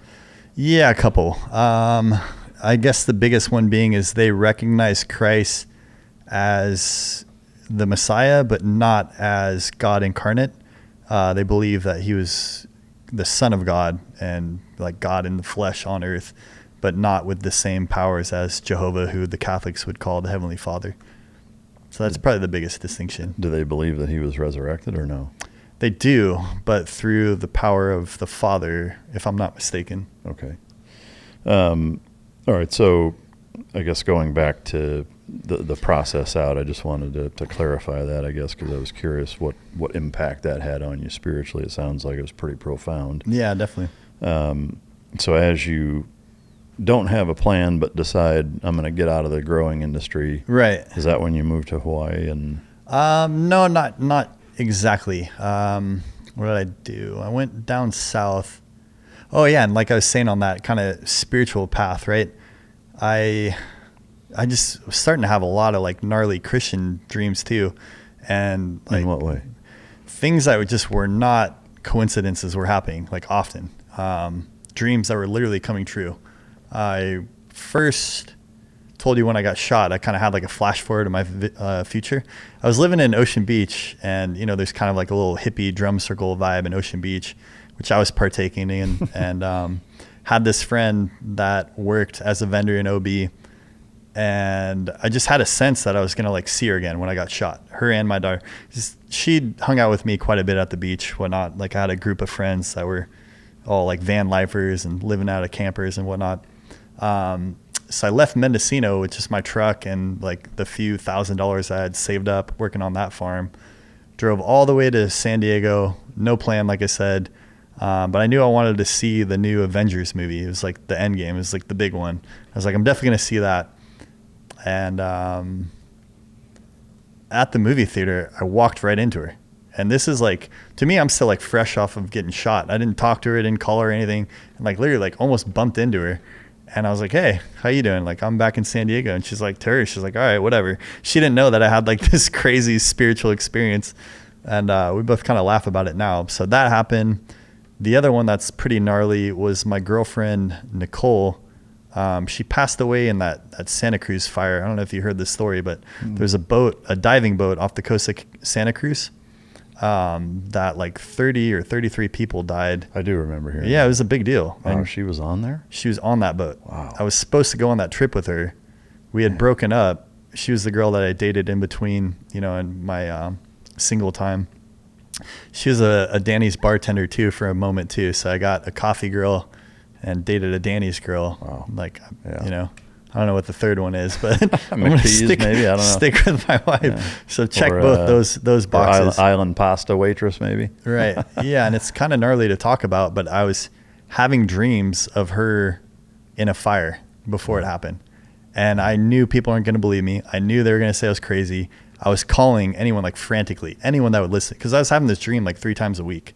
Wow. I was like, I just see her behind a door and like through like Now I know it was like a manhole. It was like, you know, like a viewing manhole between doors on a ship.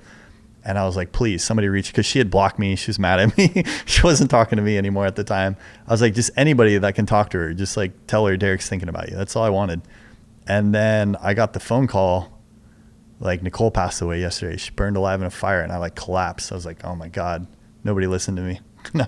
Yeah, that's crazy. Like, yeah, it's crazy. It doesn't sound real, but I promise it is. Have you continued to have dreams that have come to fruition, or was it just in that window of time? That was kind of the last one, yeah.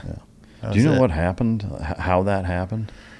Dude, there was a big investigation. Anything there was like insurance, like claims that were maybe, you know, interesting. I've only heard conspiracy theories, and it kind of gets too heavy for me to really look into. I'm just like, I have no way to affect it either. Yeah, I guess I was just curious if there was a result of the investigation in terms of the cause and. Yeah, I've heard like a kitchen fire, like maybe somebody was cooking. Wow. And it just spread so fast, and they were sleeping. So I pray that, you know, she passed in her sleep from the smoke first, but who knows really. Yeah, that's tragic. It was brutal. All right. So that happens. You're in the Ocean Beach, San Diego area. Yeah. What happens next? Yeah. I got arrested again. Sleeping in my vehicle this time. And this was kind of like the last one where I was like, all right, I'm going to get it together. I was over at Sunset Cliffs, and they woke me up in my car, and I remember thinking at first it was like a mall cop, you know, and like I said, I had a flashlight in my face. I wasn't doing anything illegal. I was just sleeping. Wasn't drunk, none of that. You know, I just was sleeping it off from the night before. And I fought like 5 cops, and they took me to jail, tested me for alcohol, and I was sober. So, but I was in jail for way too long. I think like 2 months, because I was just fighting it. They kept trying to like make me plead guilty to something. And I'm like, for what? I wasn't driving. You know, I was sober. And this was during COVID. So it was like even more brutal than it should be being locked up during that time. So you're in county jail for 2 months? Yeah, I was downtown first, and then they moved me to George Bailey, which is, you know, like nicknamed Thunderdome, because it's like, and being a SEAL, I had prior arrests from the time I was, you know, at Team 7 and got into that incident. So they're like, oh, this guy like has a history of like fighting cops and resisting arrests. So that was interesting. What was the jail experience like? Oh yeah. That's a whole, I was there for 2 months, so I could talk for hours on it. Downtown was terrible. And cause you're getting everybody that just got arrested, every kind of, you know, from murder to just drunk and disorderly. What's the layout like as far as pods, open bay area? Yeah. Like what does the county jail in downtown San Diego look like? Yeah. So there's pods. There's like a command center with like one guy like watching you like you're like monkeys, you know, and there's a tier. There's a bottom tier and an A tier, like A and B tier. And they let you out at different times. And I learned later it's because of gangs, like the Bloods and the Crips. It's really like Bloods down, Crips up. They separate them because if they're on the yard at the same time, they'll stab each other and get into like gang violence. And then the white guys, you know, who they call the Woods, are just mixed in all between. So even in county, there's that big of a hierarchy as far as race is concerned? Yeah, and it's kind of weird because they make you like declare a gang when you get there. If you're so you're considered high power, which I was, like meaning violent or like, you know, a threat to authority, which was a fair title at the time. I did not like cops. I wasn't a fan of them. So I was there for a few weeks, and then they moved me to George Bailey, which is out at Otay. And is that, I guess I'm still curious, just layout wise, like, is there a huge open bay? Like you see some of these shows that, you know, that go inside prisons and they follow some of the inmates and or not even prisons, but jail. Was it like a big open bay and then there's 10-man bunks, or did you have your own cell with one other person, or like how was that structured? Yeah, I think it's 2 bunk beds. So you could have 4 in a room. So it's like 2 bunk beds here on one wall and then 2 on the other wall. My room, typically, like you always have at least one cellmate. I had 2. One guy was like in there for domestic violence, and the other guy was just like a kid that was just doing drugs all the time and homeless and got wrapped up with whatever drug of choice he had. So you're in at most with 3 other people in a room for most of the time, and then you're either in a common area or outside? Yeah, exactly. Okay. Pretty much never in the common area though, because of like since I was, like I said, resisting arrest and had actually like put hands on cops, I was not allowed to be a part of like the normal yard time and all that. I was in like high security and like chain gang kind of thing. Are you outside an hour a day or? Not even. You're lucky if I got like an hour every 3 days. Wow. The rest of the time was just full lockdown in your cell. They bring the meals to you because it was during COVID. It was like, this was like, SEER school was really paying off here. It was like isolation. Wow. But again, I feel like I know why God sent me there. It was like I was reading my Bible like I was like a monk, like 16 hours a day just reading my Bible. I didn't want to talk to anybody. Yeah. So I read the Gideons first, like cover to cover, and then read the Catholic Good News cover to cover. And then I wanted to go back and read the Deuterocanonicals because I really wanted to know like what made the Catholic Bible different. So I started with those, and that was interesting. Yeah. Were there any epiphanies religiously in that? Yeah, definitely. What were they? It started to make sense, like why I survived the gunshot, why God kept me alive. And I was praying every day. And I truly believe that he wanted me in there to kind of like tell my story to those inmates because they kept calling me a tourist. They're like, dude, you're going to get out. You know, those charges aren't going to stay. The first thing they do. I was in there with like legit gangs. Like, I don't know if a lot of people know, but like San Diego's no joke for gang warfare. Yeah. I was in there with Bloods, Crips, you know, like Mexicans from Mexico who are cartel guys, and then Mexicans or Americans who they have a name. There's like Pisces and Razas. Anyways. And I think it was to preach. I think it was to like show them like, you know, a different way. Cause by the end of it, I was leading a prayer group and like swapping Bible verses with different cellmates. Wow. And they just knew like, don't mess with the former Navy SEAL guy that prays all day. Really? Yeah. Dude, that's wild, man. Yeah. I did get in fights though, but like it was, after this one time, like there was no more fighting. What, how did they transpire? Yeah. Good question. So I get to George Bailey, and like I said, it's like a 2-tier system. So you hadn't fought in the first place? No, I don't think so. Okay. I might have had to like check a guy or two, but like I don't think we ever went to blows. And for the most part, people kind of like, once they like vetted me, you know, and asked all the questions like, well, what was your buds class then? Or what team were you? Or were you a sniper? You know, like inmates were asking you that stuff? Of course. Really? And then the guards too. The guards were all fascinated because every time they moved me, like they had to get 2 guards. And I'm wearing a different uniform. Like the guys that have fought cops are in green jumpsuits, and the general population is blue jumpsuits. Oh, wow. And, you know, there's all kinds of people that come through. I'll never forget a funny moment. I'm playing chess with this kid, and I'm like, I know I'm just about to beat him. And I'm like asking him what his charges were and what because, you know, everybody's innocent until proven guilty. And I'm like, what are you in here for? And he just looks at me, and he was like a small kid. He couldn't have weighed more than like 140 pounds. He was like, murder. And then I'm like, okay, checkmate. I'm gonna leave that kid alone because he looks crazy. Wow. But when I said you have to like check a few guys here and there, it's just the other problem too. Even if you're the nicest guy and you're, you know, a Zen Buddhist monk, there might be a kid from a gang that's trying to earn his stripes, and they might just be like, go fight that white boy, you know, and that happens more often than it should, or whatever, you know. They don't really mess with like the whites too much as long as you kind of stay in your lane. So did that happen where somebody just came up and? No, different story altogether. I get to George Bailey, and by now, like I kind of had learned the system. I had enough time in jail to kind of like know how it all plays out. How long had you been in at that point? Probably about a month. Yeah. And they have what's called a key holder, and it's usually an Aryan brother guy, AB. And I was not cellmates with him, but cellmates with a guy who had just been in and out. He was like a career criminal. All these guys I was locked up with were going to prison, minus like 1 or 2 guys. They were just waiting for trial basically, or they were waiting to be transferred to prison because there was like a backup from COVID and whatnot. And this guy was giving me the whole rundown, so I know way too much about like the politics in jail now. And that's all there really is to talk about, you know. It was like I was either going to preach to them and talk about scripture, or they were going to talk to me about gangs and like how to kind of live on a prison yard, which I was like, I'm not going to prison anyways, but they wanted to talk about it.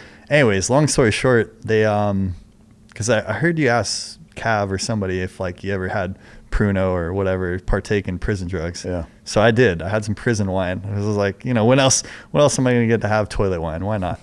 But they come around and they want your fruit. They want your apples and your oranges and whatnot. And I was like, dude, that's like the only real thing I eat in here. Like, there's no way I'm giving up my oranges, you know? And like, I'm from Orange County. Like, I know good oranges, damn it. And this big dude in there for murder was like, oh, you're not going to give your oranges? And I'm like, no. And then basically like, you're going to have to fight me for him. He's like, yeah, no problem, you know? And I'm thinking me and him are going to square off. And I'm like, cool, you know, let's go. I'm ready. Like, I'd been training Muay Thai since I was 14. So I was not going to shy down from a fight. And his buddy calls me into his cell, and I'll never forget, man, because again, God was tapping me on the shoulder. My buddy in my first cell, he was like, whatever you do, dude, like, because he wanted to see me get out of there and kind of like, you know, come out on a victory. He's like, don't go in other people's cells. Like, that's when they'll get you.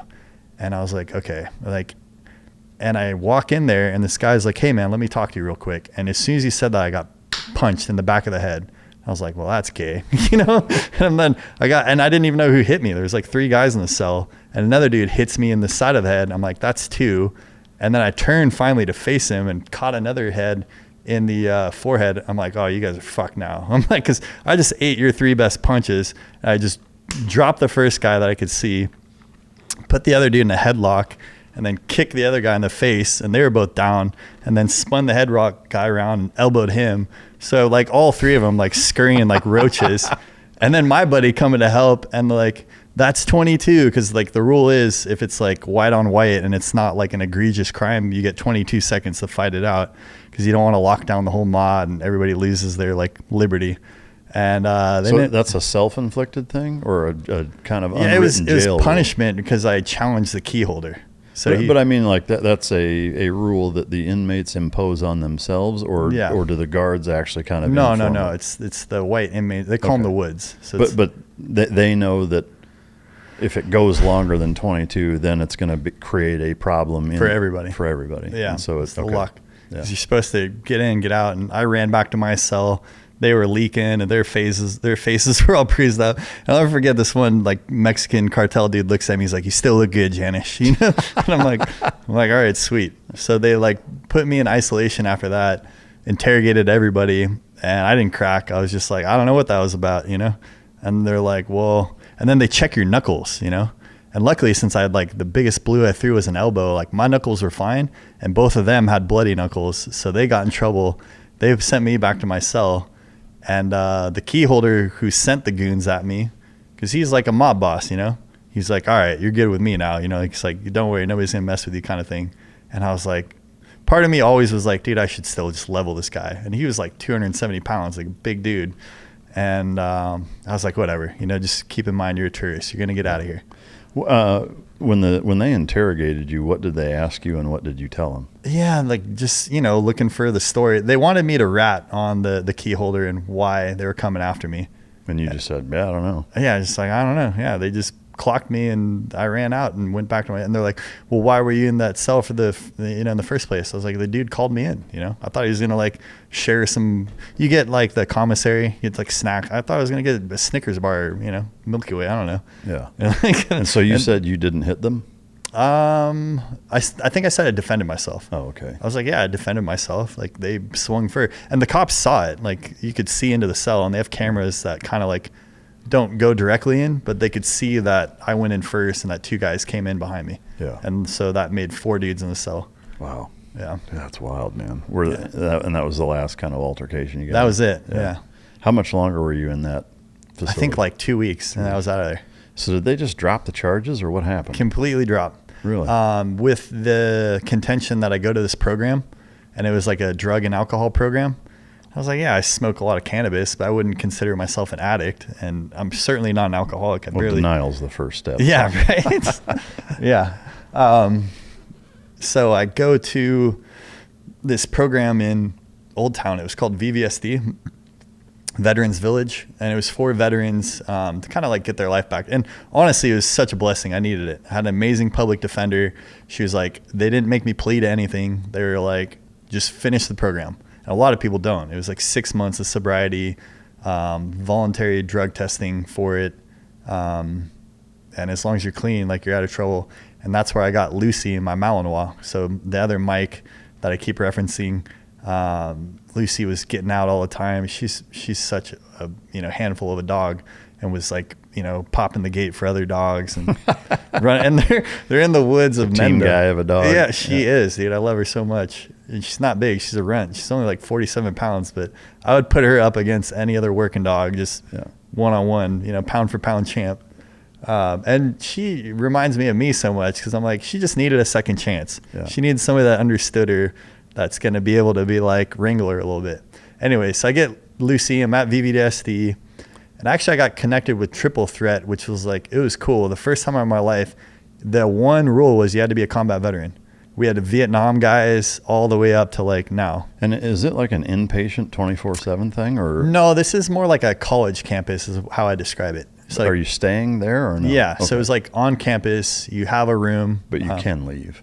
You can leave, but like not permanently. Right. And like overnight, you like with permission. Okay. So it's like, but it's like, they weren't like super strict. And like, what do you do throughout the day? You're going to like classes for like anger management and stuff. And then they're helping you like with job interviews and your resume. And like, they had so many benefactors of like, all right, we're going to get you some working boots or get you a suit or, you know, whatever. And I was taking full advantage of it. And I wanted my wife to know, because once I kind of like, you know, found Jesus, so to speak, I was like, all right, I'm going to read my Bible more. I'm going to read my Catholic Bible because I know, you know, she'll appreciate that. And it honestly, out of the two Bibles, it spoke to me more anyway. So that was kind of in alignment. The Catholic Bible. Right. Yeah. I would challenge anybody to read the Apocrypha. They're like the extra books that the Catholics have. Yeah. I'm like, because there's 11 more books in the Catholic Bible than there. I think it's 7, if I'm not mistaken. Okay. I think there's a stipulation with like certain other books, but don't quote me on that because I'm not a scholar on biblical texts. Yeah. Anyways, you need Wes Huff for that. Yeah. I don't know if you're familiar. Oh, yeah. Yeah, he's a great guy. Yeah. Even though he's a Protestant. Yeah. I know. Interesting, right? So, yeah, I was reading my Bible a lot, taking those classes, and just looking for work, building my resume. And once I kind of like figured out, because, man, just navigating the VA, because I hadn't gotten any VA benefits yet. Like I had my GI Bill and my VA loan, because luckily I still, you know, I got out with 3 honorable charges or discharges. So like didn't have any drama there as far as getting help from the VA and whatnot. And I enrolled in college. And then once like that started rolling and the GI Bill, I was like, okay, I can get an apartment again and, you know, be like a real member of society after my excursions and, you know, Humboldt adventures. Yeah. Hearing your story and the one thing that you didn't bring up during childhood, but that obviously proved to be pretty helpful in prison was training Muay Thai. Yeah. Was it more sport oriented or more like legit combat fighting, testing? Like did you compete or like what kind of training did you do and what was that like? I did compete. Some amateur fights, jiu-jitsu too. Never a full MMA. It was always, because back then this was like the 90s, early 2000s. You had to be pro to fight like real UFC style in a cage, and especially California. I don't know other states, but in California it was either amateur kickboxing or jiu-jitsu was all that was available to me. So I did both. And I was blessed from day one to meet this guy named James Wilkes. He was the Ultimate Fighter season 9 winner for, it was UK versus America. Oh, wow.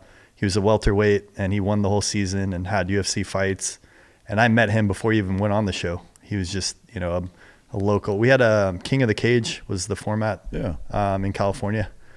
And I really only saw 3 options in life. It was like Navy SEAL, pro fighter, or pro paintballer. And funny enough, Navy SEAL seemed like the most achievable. Because to me, I knew the stats and all the numbers. And I'll never forget this, my second time going through, right? I'm in 284 and we're sitting in the first phase classroom. I don't even remember what Master Chief it was. He comes in and he's like, which one of you is Janisch? You know, because my name came up for whatever reason. He's like, you've been here before, you're an E5 and you quit the first time. He's like, you realize there's about 1% chance of you making it through, like statistically speaking. And I was just like, 1%? That's all I need, Master Chief. and the class was just like this guy, you know. And that's wild. You know, it worked out. Yeah. So like, to me, if you show me a clear goal and you're like, this is what you got to do to get there, I'm like, okay, I can do that. You know, if you told me I had to be a brain surgeon to be a Navy SEAL, I would have started reading textbooks on the anatomy of the brain. Yeah. I'm like, all right, whatever. I guess that's what we got to do. Man, I love that attitude. That's great. All right, so you get out of prison, you go through the Veterans Village program, you finish that. What happens next? Just jail. I've never been to prison. Right. People confuse that a lot. Yeah, Jail's fair like point. you're waiting trial. Prison's like you're, because I wasn't guilty. So you're in a supermax federal penitentiary. Then what? Yeah, right. Yeah. We're at Veterans Village. I started talking to my mom a lot, and Mom was in Hawaii. She was like, her husband Brad was battling cancer, and she's like, I kind of need help. We have this 2-story ohana where you own both floors. It's a house, but they're independent, right? Each one has a kitchen, and because Hawaii is so expensive, like that's how people afford it now. Yeah. You own the whole property, and then you rent out one of the floors. What island are you on? Maui. Okay. Yeah, in Kihei, like Kihei, Wailea. And Mom's like, come out, you're going to school anyways. I looked into it. I could keep doing my degree out there. And met my buddy Curtis, who runs the kayak company. He's a Coast Guard search and rescue guy. He's out of the Coast Guard. And man, he was awesome. Gave me a job right away. He's like Navy SEAL. And of course, he kind of put me through the tests and the questions. And he took me on this dive. And there's lava tubes in Maui, like big ones. So we're talking like 70 feet long. And he's like, I show everybody this lava tube. And nobody swam through it with me. And he's like, we go down there, I go on a breath hold, I check it out. I was like, oh yeah, I could do that. I think it was like 70 feet through the whole tube, and just hit it on the first swim. And he's like, all right, you're hired, basically. And that was pretty cool. The coolest job I've ever had outside of the teams was basically every day was an OTB. I would get my little squad of, kayakers and snorkelers, give them my brief and be like, we're going to see turtles. We're going to see humpback whales. And we'd drop anchor on this reef, swim with the turtles. I was doing photography, and I was getting paid 3 different ways. I got paid to do the tour, I got tipped out for running a good tour, and then I got paid for the photography. So I was a single guy living in Maui, making great money, and life was good. What, I guess from a kind of a career standpoint, was that a, hey, I could see myself doing this, or was it always like, Totally. This is a temporary thing? Yeah, the plan was to get my own truck, get my own trailer, partner with Curtis, who I would still love to, just got to get back to Hawaii, and run my own tours and do photography and the whole nine. And really, I haven't quite talked to him, but the kinetic spearfishing guys, I think Blake's over there, I would love to do that, like spearfishing excursions, take people out, get a helicopter, jump out of a helicopter and, shoot a tuna and bring it back. Yeah. Any close calls doing that? I definitely felt sharky pretty often. Yeah. I saw a lot of reef sharks, but they're really not aggressive at all. Like you can come up and slap them on the butt and they'll just swim away. Yeah. But there's for sure tiger sharks. Where we did the tiger sharks' main food source in Hawaii is turtles. So anywhere you see turtles, and I would see in one of my turtles, Shelly, was missing a flipper. So it's like they're out there and people see them all the time. The locals literally call it Shark Park, where I would do my tours. Yeah. I personally didn't see any tigers, but they were definitely out there. It's funny. We did about a month-long exercise in December. This is 20 years ago, but and we were by whatever the Marine base is there. I'm going to mispronounce this, Kaneohe Bay, or yeah, I think the Marine base on Oahu, and we were doing hydrographic reconnaissance training and stuff, and over the beach and daytime, nice weather but big surf because it was December. Yeah, and we were quite a ways out because there was a ton of reef and coral and stuff in the kind of shallow areas, so we had to go quite a ways out to start it. And not long after we started, I remember looking down, just because, having been so used to doing it off the coast of California where you can see about 3 feet, being able to see indefinitely, I was just like, man, this is amazing. And I look and I see I don't know how big it was, and I don't mean this to be the big fish story, that it gets bigger every time. I mean, it was big enough to make my backside pucker for sure. I mean, it was, if I had to guess, probably 8 to 10 feet maybe. I mean, it got my attention really quick, and it was probably 30 or 40 feet underneath, but off maybe 100 feet out from where we were at, and it was just slowly swimming by, and it was just like, dude, I have no desire to be in the water right now. It was gnarly, man. It was a beautiful animal, but I was just like, dude, this is nuts, man. Can you tell what kind? Was it a tiger? It was a tiger shark. Oh, yeah, cool. It was for sure a tiger shark. Nice. I was just like, man, this is not what I was hoping to to see out here. But Yeah. we, and then it disappeared, of course, which is kind of even worse. It's like now I don't even know where it is. And but yeah, it was wild. Anyway, so you did that for what, 2 years? About a year. About a year. Okay. Yeah. So what was the pivot that made you stop doing that? Yeah, my wife, Rebecca. So I'm living out there and doing tours, saving money, sending her back money to, help with my daughter, Kaylee. Because we weren't really talking, not a lot at all. So you weren't seeing your daughter really at all? Not since I got arrested the last time. She was just like, you're on ice, until you kind of figure your stuff out. And, God bless her too, because she always believed in me. She always knew, she knew me from before I was even a bud student. When I was working on the grinder with Goggins and Uncle Carl. I'd feel wrong if I didn't give Uncle Carl at least one mention here. Yeah. So she knew what I was capable of. She knew that I could lock in and get stuff done. And she's like, you're messing around on pot farms. You're getting arrested for fighting cops. She's like, when are you going to just be the man you're supposed to be again? Right. So mom is talking to my daughter. They were FaceTiming and whatnot. And she's like, hey, I want to come visit you. This is Rebecca, my current wife. And I'm like, okay, who doesn't want to come visit me? I'm in Maui and I got a place to stay. I got money. I got a truck. Life is good. And I'm thinking she's going to a month or two out. And she's like, I'm coming on Friday and it's Wednesday. And I'm like, Friday? What do you, I haven't seen you in 2 years, I'm like, okay, sure. And I was dating a girl at the time and I had to tell her hey, my ex-wife, she thought I was lying to her. I'm like, well, how could I lie about this? Yeah. She's like, you must have been talking to her. I was like, I wish I wouldn't be dating you. Yeah. Anyways, and she was a sweetheart. I shouldn't be rude to her. So I had to be like, look, if she's going to come on 3 days notice and give me time with my daughter, I'm going to make time for her. And, I made a promise to her before God, before a congregation of Christians. And so much of me wanted to honor that promise, be the man that she deserves and be faithful and be committed and be a good Christian man in our house. And if she was going to give me the second chance, I was going to run, head first into it.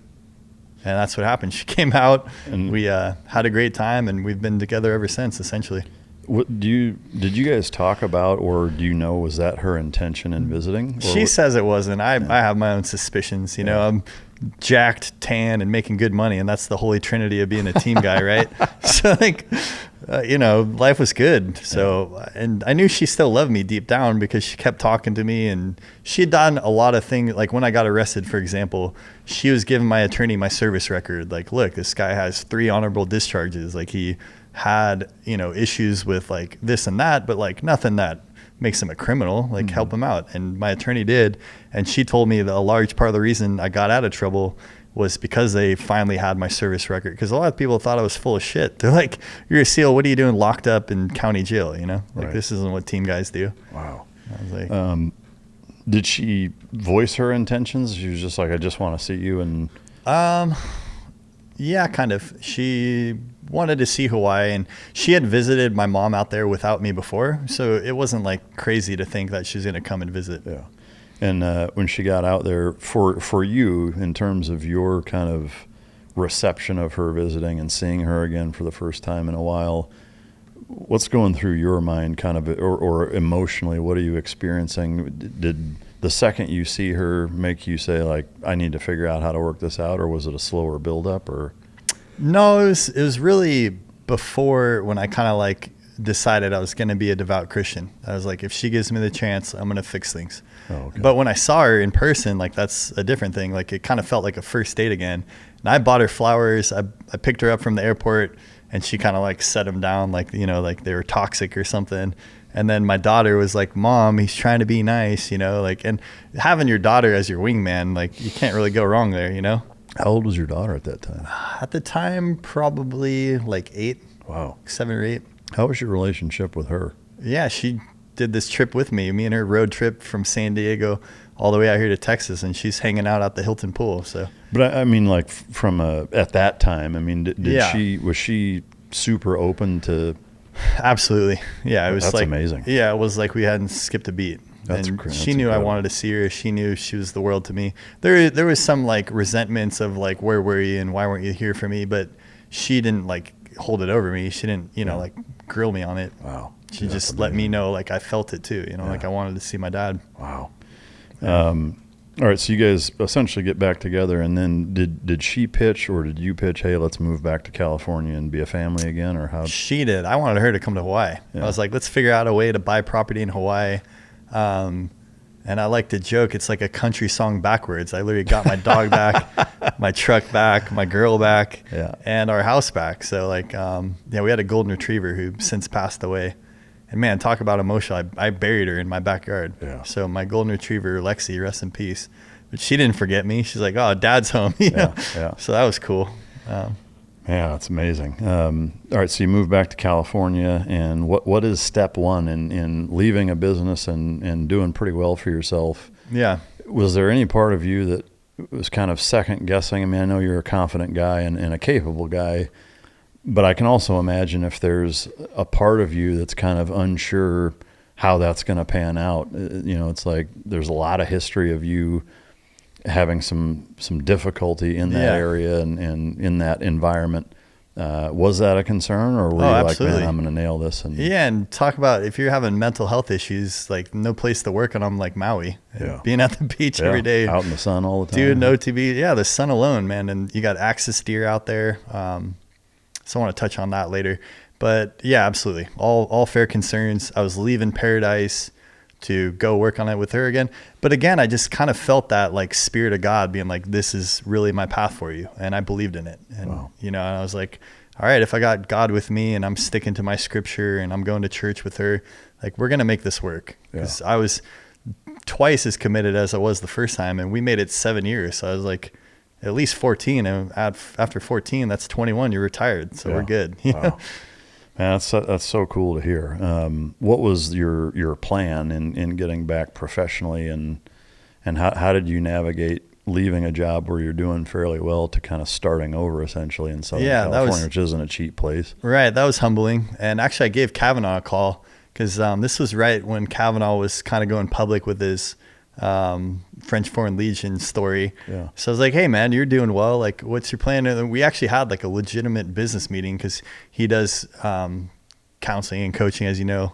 I know we've mentioned him, but like he's just been such an inspiration to me as far as like falling and getting back up. If there's anything me and Cav can do together, it's fail and then come back from it. Well, I mean, it's interesting you mentioned Hawaii because he had quite an epiphany. He was on the Big Island where my mom lives now. Yeah. And I mean, his story of what took place in Hawaii and that ultimately leading him to France to join the Foreign Legion was a pretty significant turning point in his life too. But all right, so you talked to him. You guys have a business meeting. It sounds like you didn't line anything up, or did you?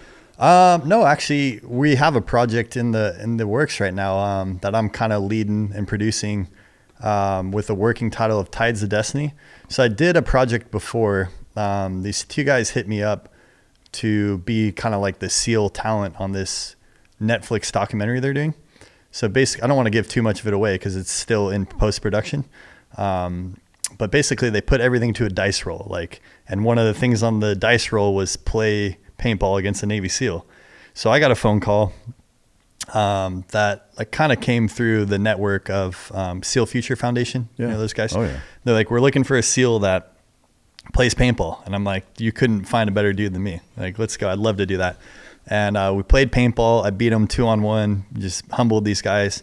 And they still wanted like the Bud style beat down on the beach. And I was like, of course I can do it. I can, put that hat on, but that's not really my personality. I'm like, sure you guys don't want to like spearfish or do something fun? They're like, no, we have like a vision and, this, like I said, I don't want to give too much of it away, but basically we did that moment. And one of the guys was on the film crew. He's literally in Fiji right now filming Survivor. Awesome dude named Connor Hopkins. He reached out to me after and he was like, hey, I want to do more of a series featuring you and your buddies and we'll pitch it to Netflix. So I guess the way the business model works for a lot of these producers and directors is you film it all first and then you pitch it to like Netflix or Hulu. Yeah. And then if they don't buy it, you put it on YouTube. Yeah. So like you either win big and hit the lottery or, you spend a bunch of money on a project that you can watch for free on YouTube. Yeah. And you hope goes viral and everybody watches. So yeah, I'm trying to, Cav already said he's interested. He said he'd narrate it. So I'm stoked to have that. I got Beto, who I'm trying to convince to do spearfishing with me with the Kinetic guys. And then the last thing I want to do is like a deer hunt in Hawaii, because I did one already for the Outdoor Channel, hunting axis deer with a guy named Greg McClellan from Beyond the Brotherhood. Oh, cool. Actually gave me this hat. He's got a nonprofit called Wing Shooters where he takes veterans hunting, like duck hunting and whatnot. That's cool. So he took me to Hawaii, where I was already out there. Cav gave me the phone call, said they need a team guy for the Outdoor Channel. Are you interested? I'm like, a free hunt sponsored by, Seal Future Foundation and Kuyu and Wing Shooters. I was like, yeah, let's go. Yeah. And dropped a doe out there, and then Greg got a buck, and we ate good axis deer. It was fun. Yeah, that's amazing. Yeah, it was fun. So you've been working on that kind of behind the scenes, but you also linked up with Johnny Collins and Johnny. And where did that fit into this whole timeline? Yeah, just so I get a medical retirement from the VA as well. So it's like I'm never completely broke, but like if I want to buy property in Hawaii or out here in Texas, like I got to get to work. Yeah. And I think the best thing I can do is train with working dogs and some kind of film production, because I've always kind of said, and especially growing up in Orange County, like I think I have a pretty good idea for what's cool and what's cinematic. And because if you've ever been to Laguna Beach, like every day is like could be an episode out there. For sure. Yeah. There's a reason it was one of the first reality TV shows. Yeah. So I kind of always saw that as an opportunity for me and a path, just getting into film production and kind of producing. And I enjoy all of it. I love filming. I love kind of capturing moments and then giving it to the world, which I'm sure you can appreciate. For sure. I will say it's funny or interesting you mentioned that, because for a long time doing this show, I always kind of compartmentalized my knowledge base and even interest in cameras, in any of that kind of stuff. I was just like, I have enough on my plate. Like I'd rather have somebody that does that for a living do it that way. One, I know it's done right, and two, it's just one less thing I have to learn and figure out and worry about and whatever. But fairly recently, I've gotten more into kind of the creative side of just being interested. And I wouldn't say necessarily shooting and doing stuff, but just trying to understand better, the tools used and the principles behind it and stuff. I will say, like, I took photography a couple times in high school, and then just got lucky with being an intelligence specialist in the Navy before being an SO or a special operator was its own job. So I was the intel rep for my platoons, and they sent me through a bunch of photo intel schools. Now, granted, that's quite different than artist photography and creator, aspects of it. But the principles are all the same. Like if you're trying to get good intelligence from a camera on a target, doing special recon or something in the mountains for 3 days, like you still have to understand lighting and all of the aspects of, f-stops and ISO and white balance and shutter speed and all that stuff. Like you still have to know what you're doing. Right. But it's just different in that it's because you want the sharpest, clearest, most intel gathering specific image that you can get. But it obviously also translates, once you start, just liking a certain, vibe or look cinematically or whatever. And so again, like I certainly don't have any interest in like doing it for the show or even necessarily creating.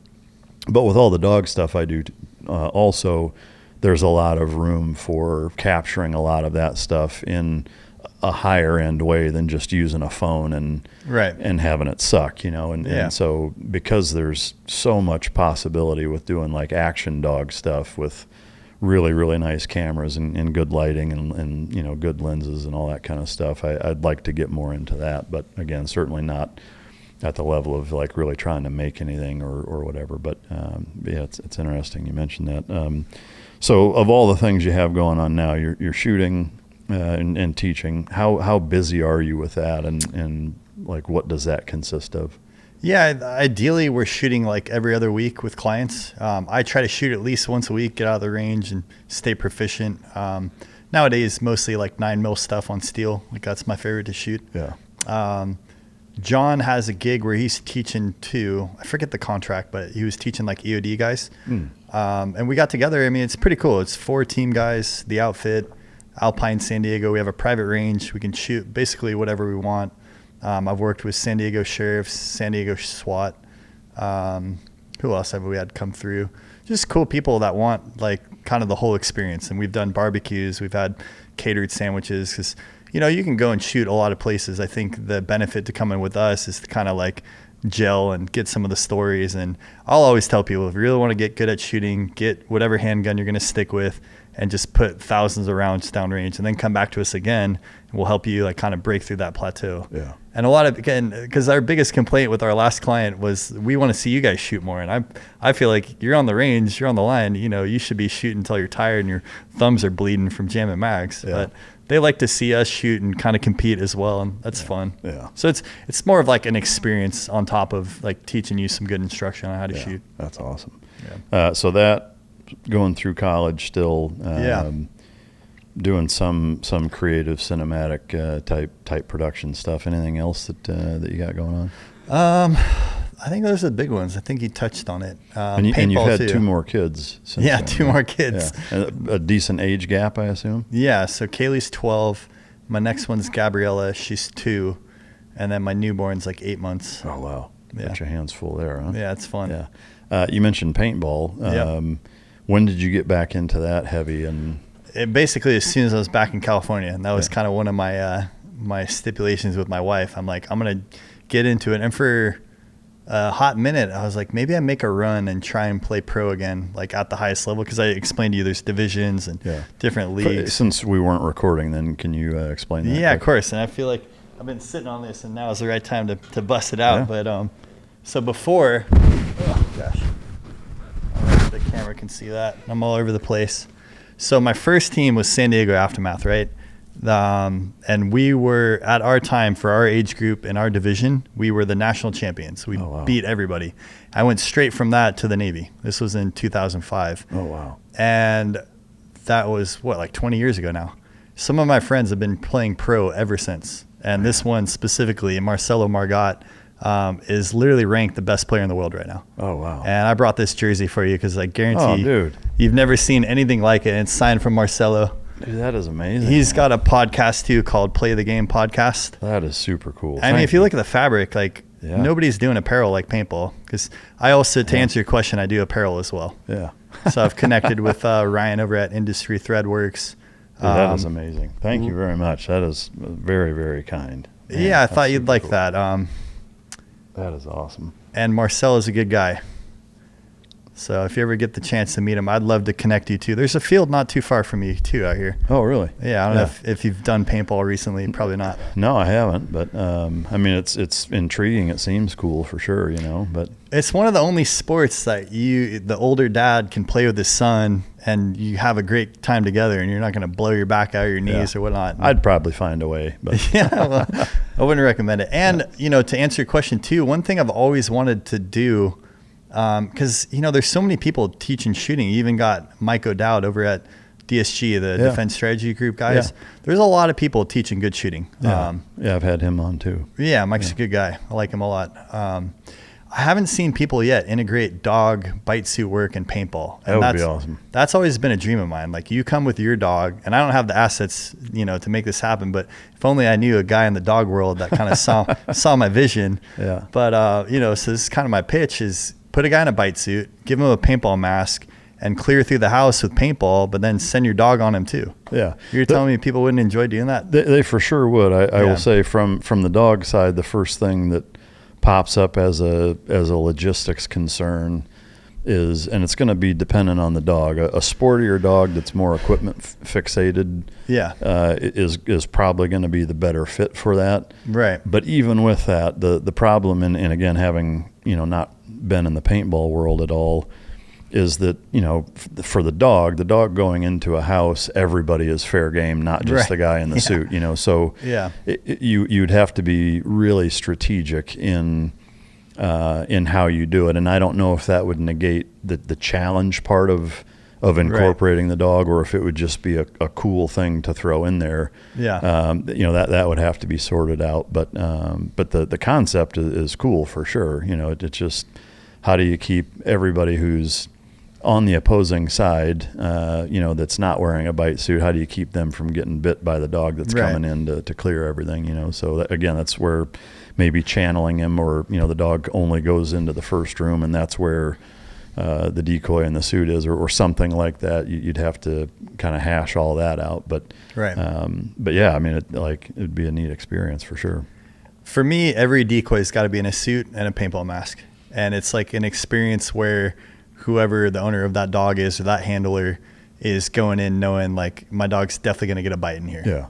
Yeah. I mean, if you level the playing field where everybody is wearing suits that is on, if you're going into a house and whatever, or it's the dog experience and there's only so many people and they're all wearing bite suits or, something like that. But yeah, because again, if you kind of, and I would always recommend for anybody, whether it's a pet dog owner, a trainer, whatever, is put yourself in the dog shoes. Is that like you and I can talk about what we want to have happen for the dog. He knows that if there's anybody in a bite suit in there, he's going to smell it and going to be super, super wired going in there. And if anybody is accessible that's not wearing a bite suit, they're going to get bit, right? Most likely. So you'd have to sort that out in the planning process. But yeah, I've certainly never heard of it, and it'd be a cool concept. And I think it would bring more people into it, especially on the canine side, but you could also use it even as a pretty good training tactic for canine units and law enforcement or even military. Right.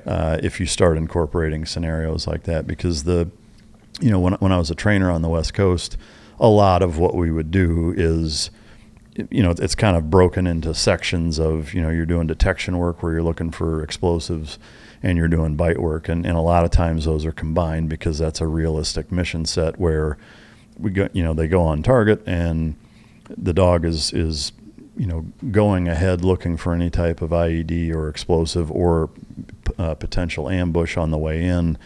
Once you get to the entry point, one of two things is going to happen. You're either going to go dynamic where the dog is going in and clearing with the unit, or maybe he searches the seam of the entry point or around the entry point to make sure it's not booby-trapped with explosives or there's no explosive odor permeating from the target, and then bumps out to a flank to do, squirter patrol on the outside or whatever. But, and so we would run a lot of scenarios like that. But to be able to do it where you're actually using paintball and doing room clearing, provided the dog is going dynamic, I could certainly see some training value there for sure. And again, not just with military, because, most law enforcement SWAT units, whether it's state, local, or federal, incorporate canines. And that's a very common scenario, is where we're sending the dog in first, or the dog is going in with us and either going ahead to that room or, whatever. So, it's a cool concept for sure. But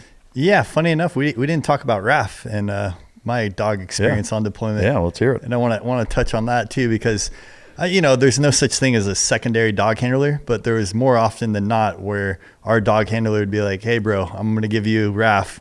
I'm going to hop this wall first, and I want you to like shot put him over the wall." And I'm like, really? Because it's like you're dealing with like a lion essentially. Yeah. Like that thing is, and this was not your average, German Shepherd. Raph, I want to say is a Malinois mix. I'm not 100% positive. Yeah. You might know better than me.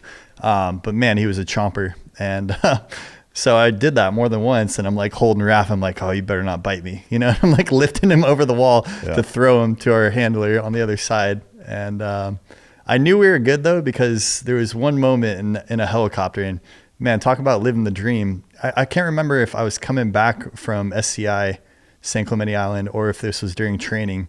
But out of all the dudes on the helicopter, Raph came over to me and snuggled me. And when you're a cold team guy in a helicopter, like that's the best. Yeah. Having a warm dog. And I'm like, man, this is life. Cause like my feet are dangling outside this helicopter and Raph is in my lap, keeping me warm. And we're flying over, the Pacific Ocean. That's awesome. So that was cool. Yeah. So, and the other thing I would do with Raph a lot that I kind of told you about in a text message was we'd play chicken with his Kong. So we'd have the handler in between us and have Raph start at one end. This is like new guy Olympics kind of thing.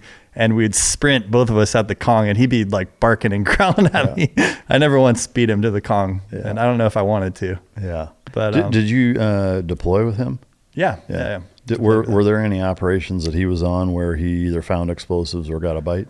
I think Raph had a good nose, with the NPCs. I guess you either get the nose or the bite, or sometimes both if you're lucky. But they should be both. I don't know how much has changed since I was there, but I will say every dog of ours was high level dual purpose. Yeah. Could do both at a pretty good clip. But luckily that deployment, I think we only came across IEDs maybe like 2 or 3 times. Yeah. So I didn't really see his nose a lot, but I'm pretty confident he got a few bites. Oh wow. I remember one specifically, and yeah, he ragdolled the guy. Do you remember the circumstances leading up to it, like to walk us through it? It's kind of fuzzy because it was that time where we were doing like a lot of ops and they kind of like blur together. I don't remember if the guy was like a squirter or if he'd already been shot and Raph got him afterwards. But yeah, he definitely was just an asset to have, and just such a cool dog. Yeah, I don't know for sure though. Yeah. Like each mission, because I was never really like in the clearance with the dog as the 48 gunner. Yeah, I was usually in the back. So like I do remember one night though him being on a guy essentially. Yeah. It did not look fun. Yeah. I remember telling you that too.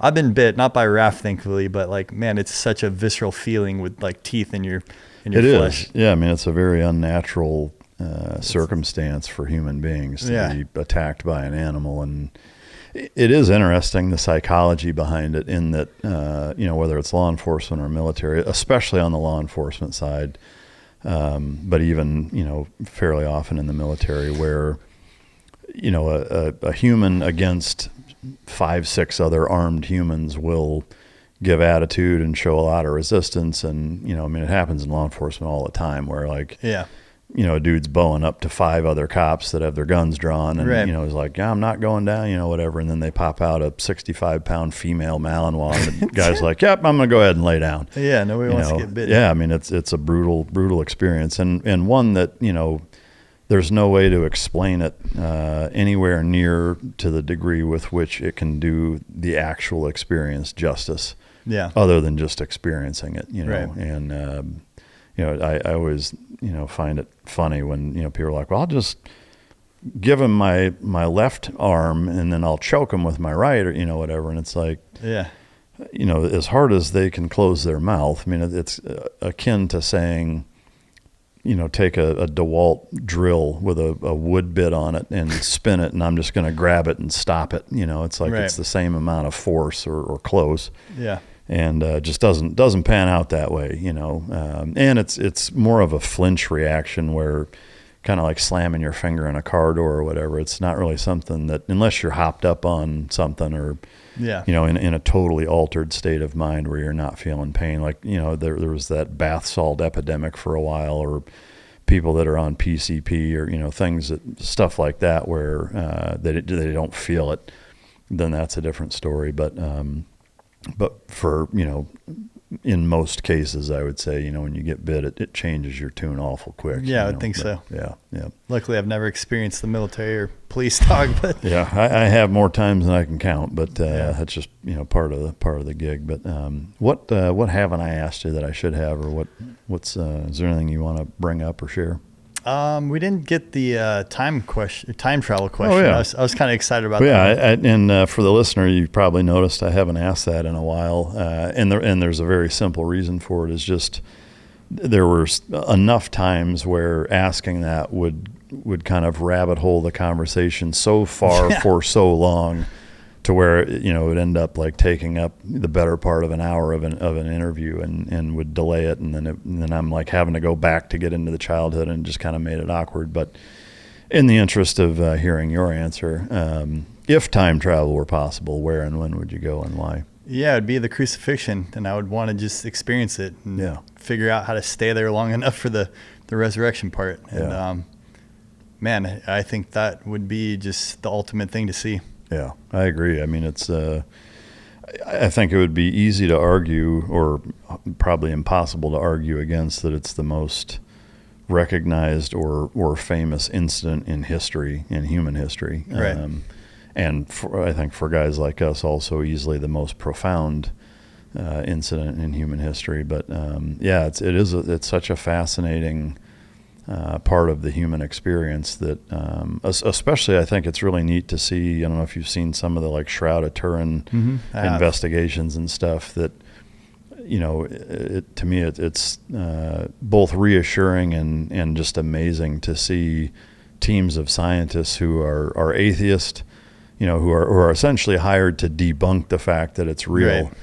And coming away from it not being able to debunk the fact that it's a fake, or even some of the energy measurements and the light exposure to the cloth that they can't explain, and the amount of energy that it would take to imprint the markings on it and stuff that are impossible to explain other than it's similar power to like a nuclear bomb going off or whatever. And it's just it's really neat to see science getting so advanced to where it's actually doing the opposite of what it has historically done, right, which is make people doubt. And similar with space, I don't know if you pay much attention to like the James Webb Telescope findings, and some of the aspects of space and what it has uncovered in terms of the specificity with which so many things in space exist, to where there's not an explanation that really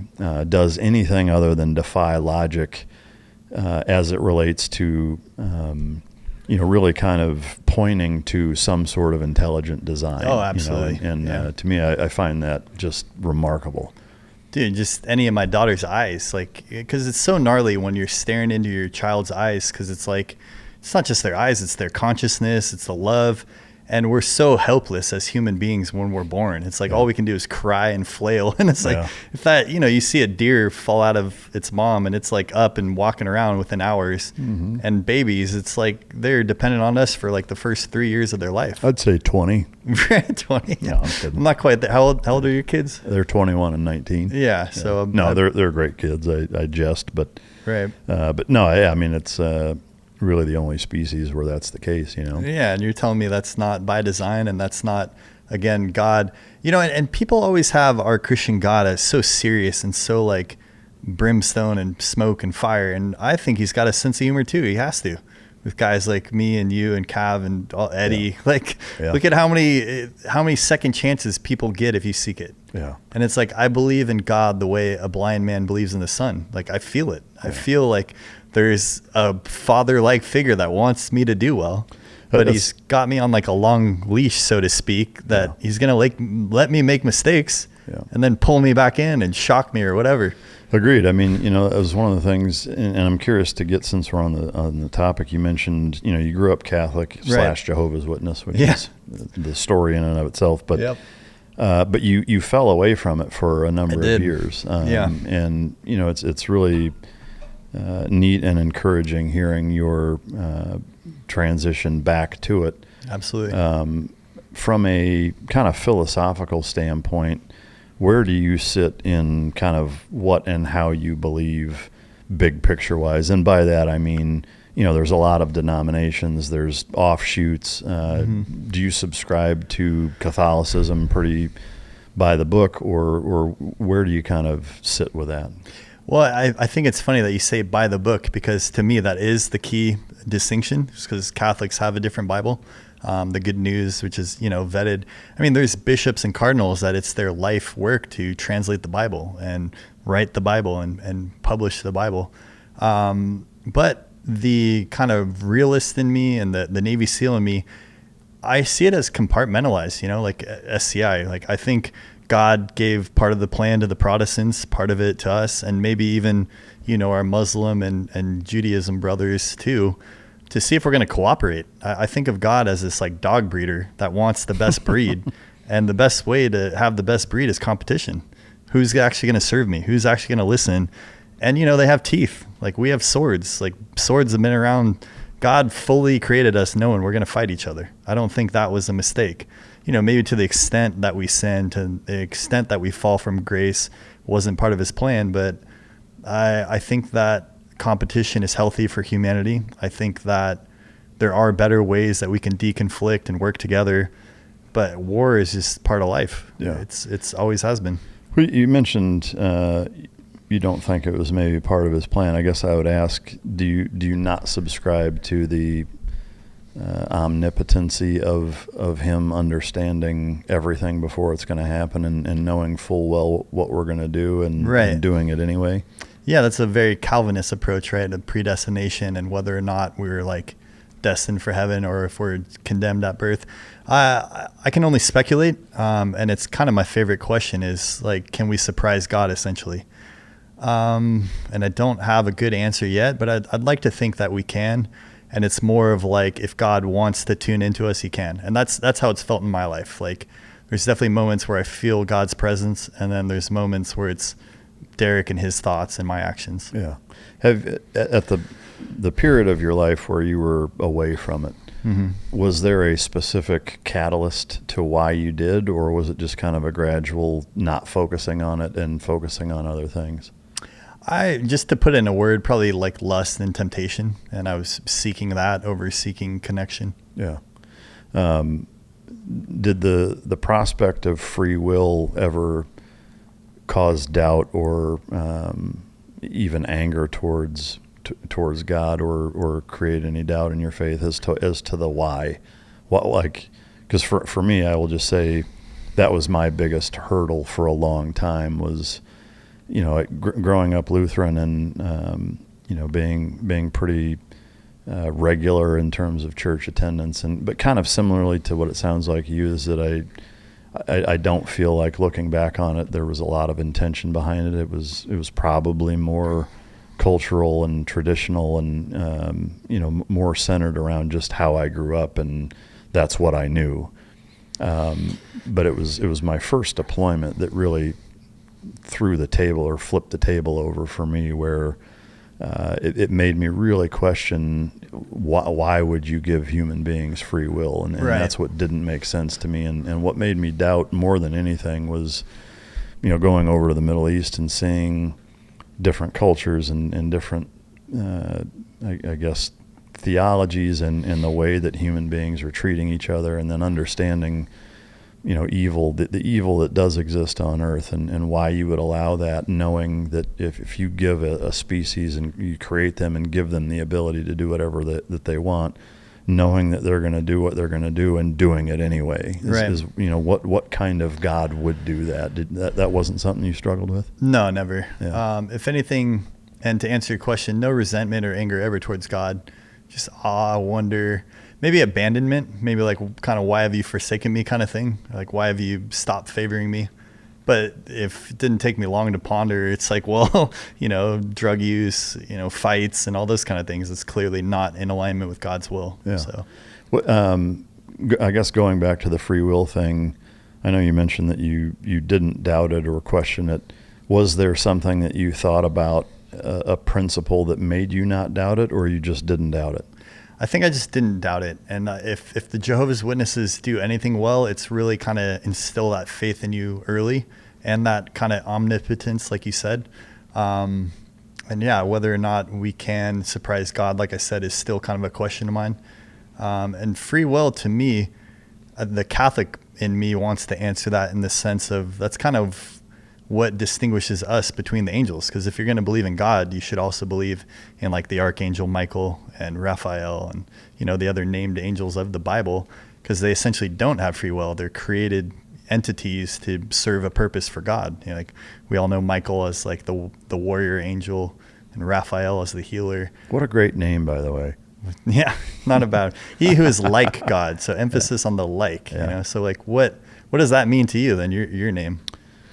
I mean, I haven't put a whole lot of thought into, I guess, that specifically, or even, mentioning the difference between created beings for a specific purpose versus, all of humanity. Right. For me, I guess, like I said, I just really struggled with, why you would do that. And for a lot of people, I think having kids tends to bring them back to their faith in a lot of ways. And for me, it actually had the opposite. Right. Reaction for that same reason is that, if I think about what I've, I would say been told or taught, my entire life is that we're created in the image of God and that he is our father, we're his children. And then thinking like, okay, well, I'm a father. I have 2 kids. I'm not going to let them do things to each other that's going to hurt them the way that we do to each other. And so for me, I had a really difficult time reconciling that. And I just couldn't get past the why. It was like, why would you do that? Like I'm trying to, I mean, not that I'm arrogant enough to think that I can think like God, but for me, like that was my biggest struggle and hurdle faith-wise was trying to understand why you would give human beings free will, knowing what they're going to do to each other, which it took a long time for me to sort that out. But right. I mean, I would attempt to answer that in, I think of AI a lot, and I think if anything is really the Antichrist, it could be AI and some kind of soulless entity that creates. And maybe God needs our imagination to imagine something better than that. And I think of it as this like symbiotic relationship, almost like a video game where like God is, the one behind the controller, but we're here on earth as the avatar experiencing it. And then that emboldens my faith in Christ as well, because if you think of Christ in the end times, he's supposed to be a commander, right? Come back with a sword, and his word will be a sword, and he will command legions of angels. And what better commander to follow than somebody who's already conquered death? I mean, if I'm a team guy and I have my JTAC has been like, I can resurrect you if you die. I'm like, well, I want him on every op for sure. Like I don't, and there's no other deity that has that claim that they will bring you back in this realm, in this time, and to serve them. Like, why wouldn't you serve that creator? Yeah. Unless you just think the whole Bible is BS, but we don't really have a conversation if we're going to take that stance. Right. So, do you find yourself at odds with other religions in that regard? Of course. Yeah. I mean, because to be a Christian, you're essentially saying I'm right, and it's like, it's kind of what we do with that being right. Because to me, if you truly have faith, you truly believe the Bible, you're kind of always punching down to the other faiths, like the Mormons and the Jehovah's Witnesses and whoever else. And even within us, there's so many denominations of like Lutheran, Protestant, there's the Catholics, there's the Baptists, and I can only think that God has a plan for all of us. And I think that's the reason there is a second coming. Because I think God is kind of showing us, the King of Kings for a reason. Like, well, our governments are all meant to fail, essentially. And we need Christ to come back and be the perfect being, be the perfect leader, the perfect father. And we had free will to choose him. And I think a lot of the Spanish word sin means without. So when you're sinning, it's not really that you're like evil, you're without God. And like that kind of resonates in my brain quite a bit. Yeah. That's fascinating stuff. And I appreciate you talking about it. Obviously, it's a big part of your life, as it is mine. And I had a lot of time in jail to think about these questions. Yeah, not prison, jail. Yeah, never been to prison, thank God. Knock on wood. Yeah. Anything else you want to bring up as far as that goes, or generally speaking? Yeah, I had another gift for you. Oh, right. Man. I know most people leave like with a Christmas morning, a belt buckle, but you're giving me a dog, so I'm going to give you a little more than just a T-shirt and a paintball jersey. So Beto gave me a knife that I'm actually carrying on me, and I was like, well, let me buy one of yours then. I don't know if the camera can see that. Thank you, Beto. Show the box. So from Half Face Blades, and I asked you, I was like, tactical or culinary, and you said culinary, so I went with that one. I do love to throw down in the kitchen. Yeah. And I took it for a test drive. That'll cut steak too. Oh, wow. Oh, man, that's beautiful. That's good steel too, man. Yeah, man, that is really cool. And his logo laser engraved on it. So. Yeah. Dude, that is very, very kind of you both. Thank you very much. Yeah, of course. That is amazing. Thank you. That will go right in the kitchen and get used immediately. I think you'll use it. Man, that's super cool. It's amazing craftsmanship, no doubt about it. That's amazing. Thank you very much, man. I appreciate that a ton. Man, thank you. Anything else we can that you want to mention, I guess, before we wrap up? I mean, thanks to my sponsors, your sponsors, the people that make all this happen and connect the brotherhood. I think we have a real special thing in the SEAL teams. The shirt I'm wearing from Jet over at Brother Apparel, check them out. I know you got apparel too. We all do apparel, so buy all of our apparel. Yeah. My paintball sponsors, the All-Americans, DLX, Carbon, that let me play paintball for free and have a good time. Yeah. So. Amen. Well, thank you again for coming, man. I appreciate it. Yeah, thanks, Mike. To the listener / viewer, I hope you enjoyed it. If you didn't, you can choke yourself. And until next time, this is Mic Drop.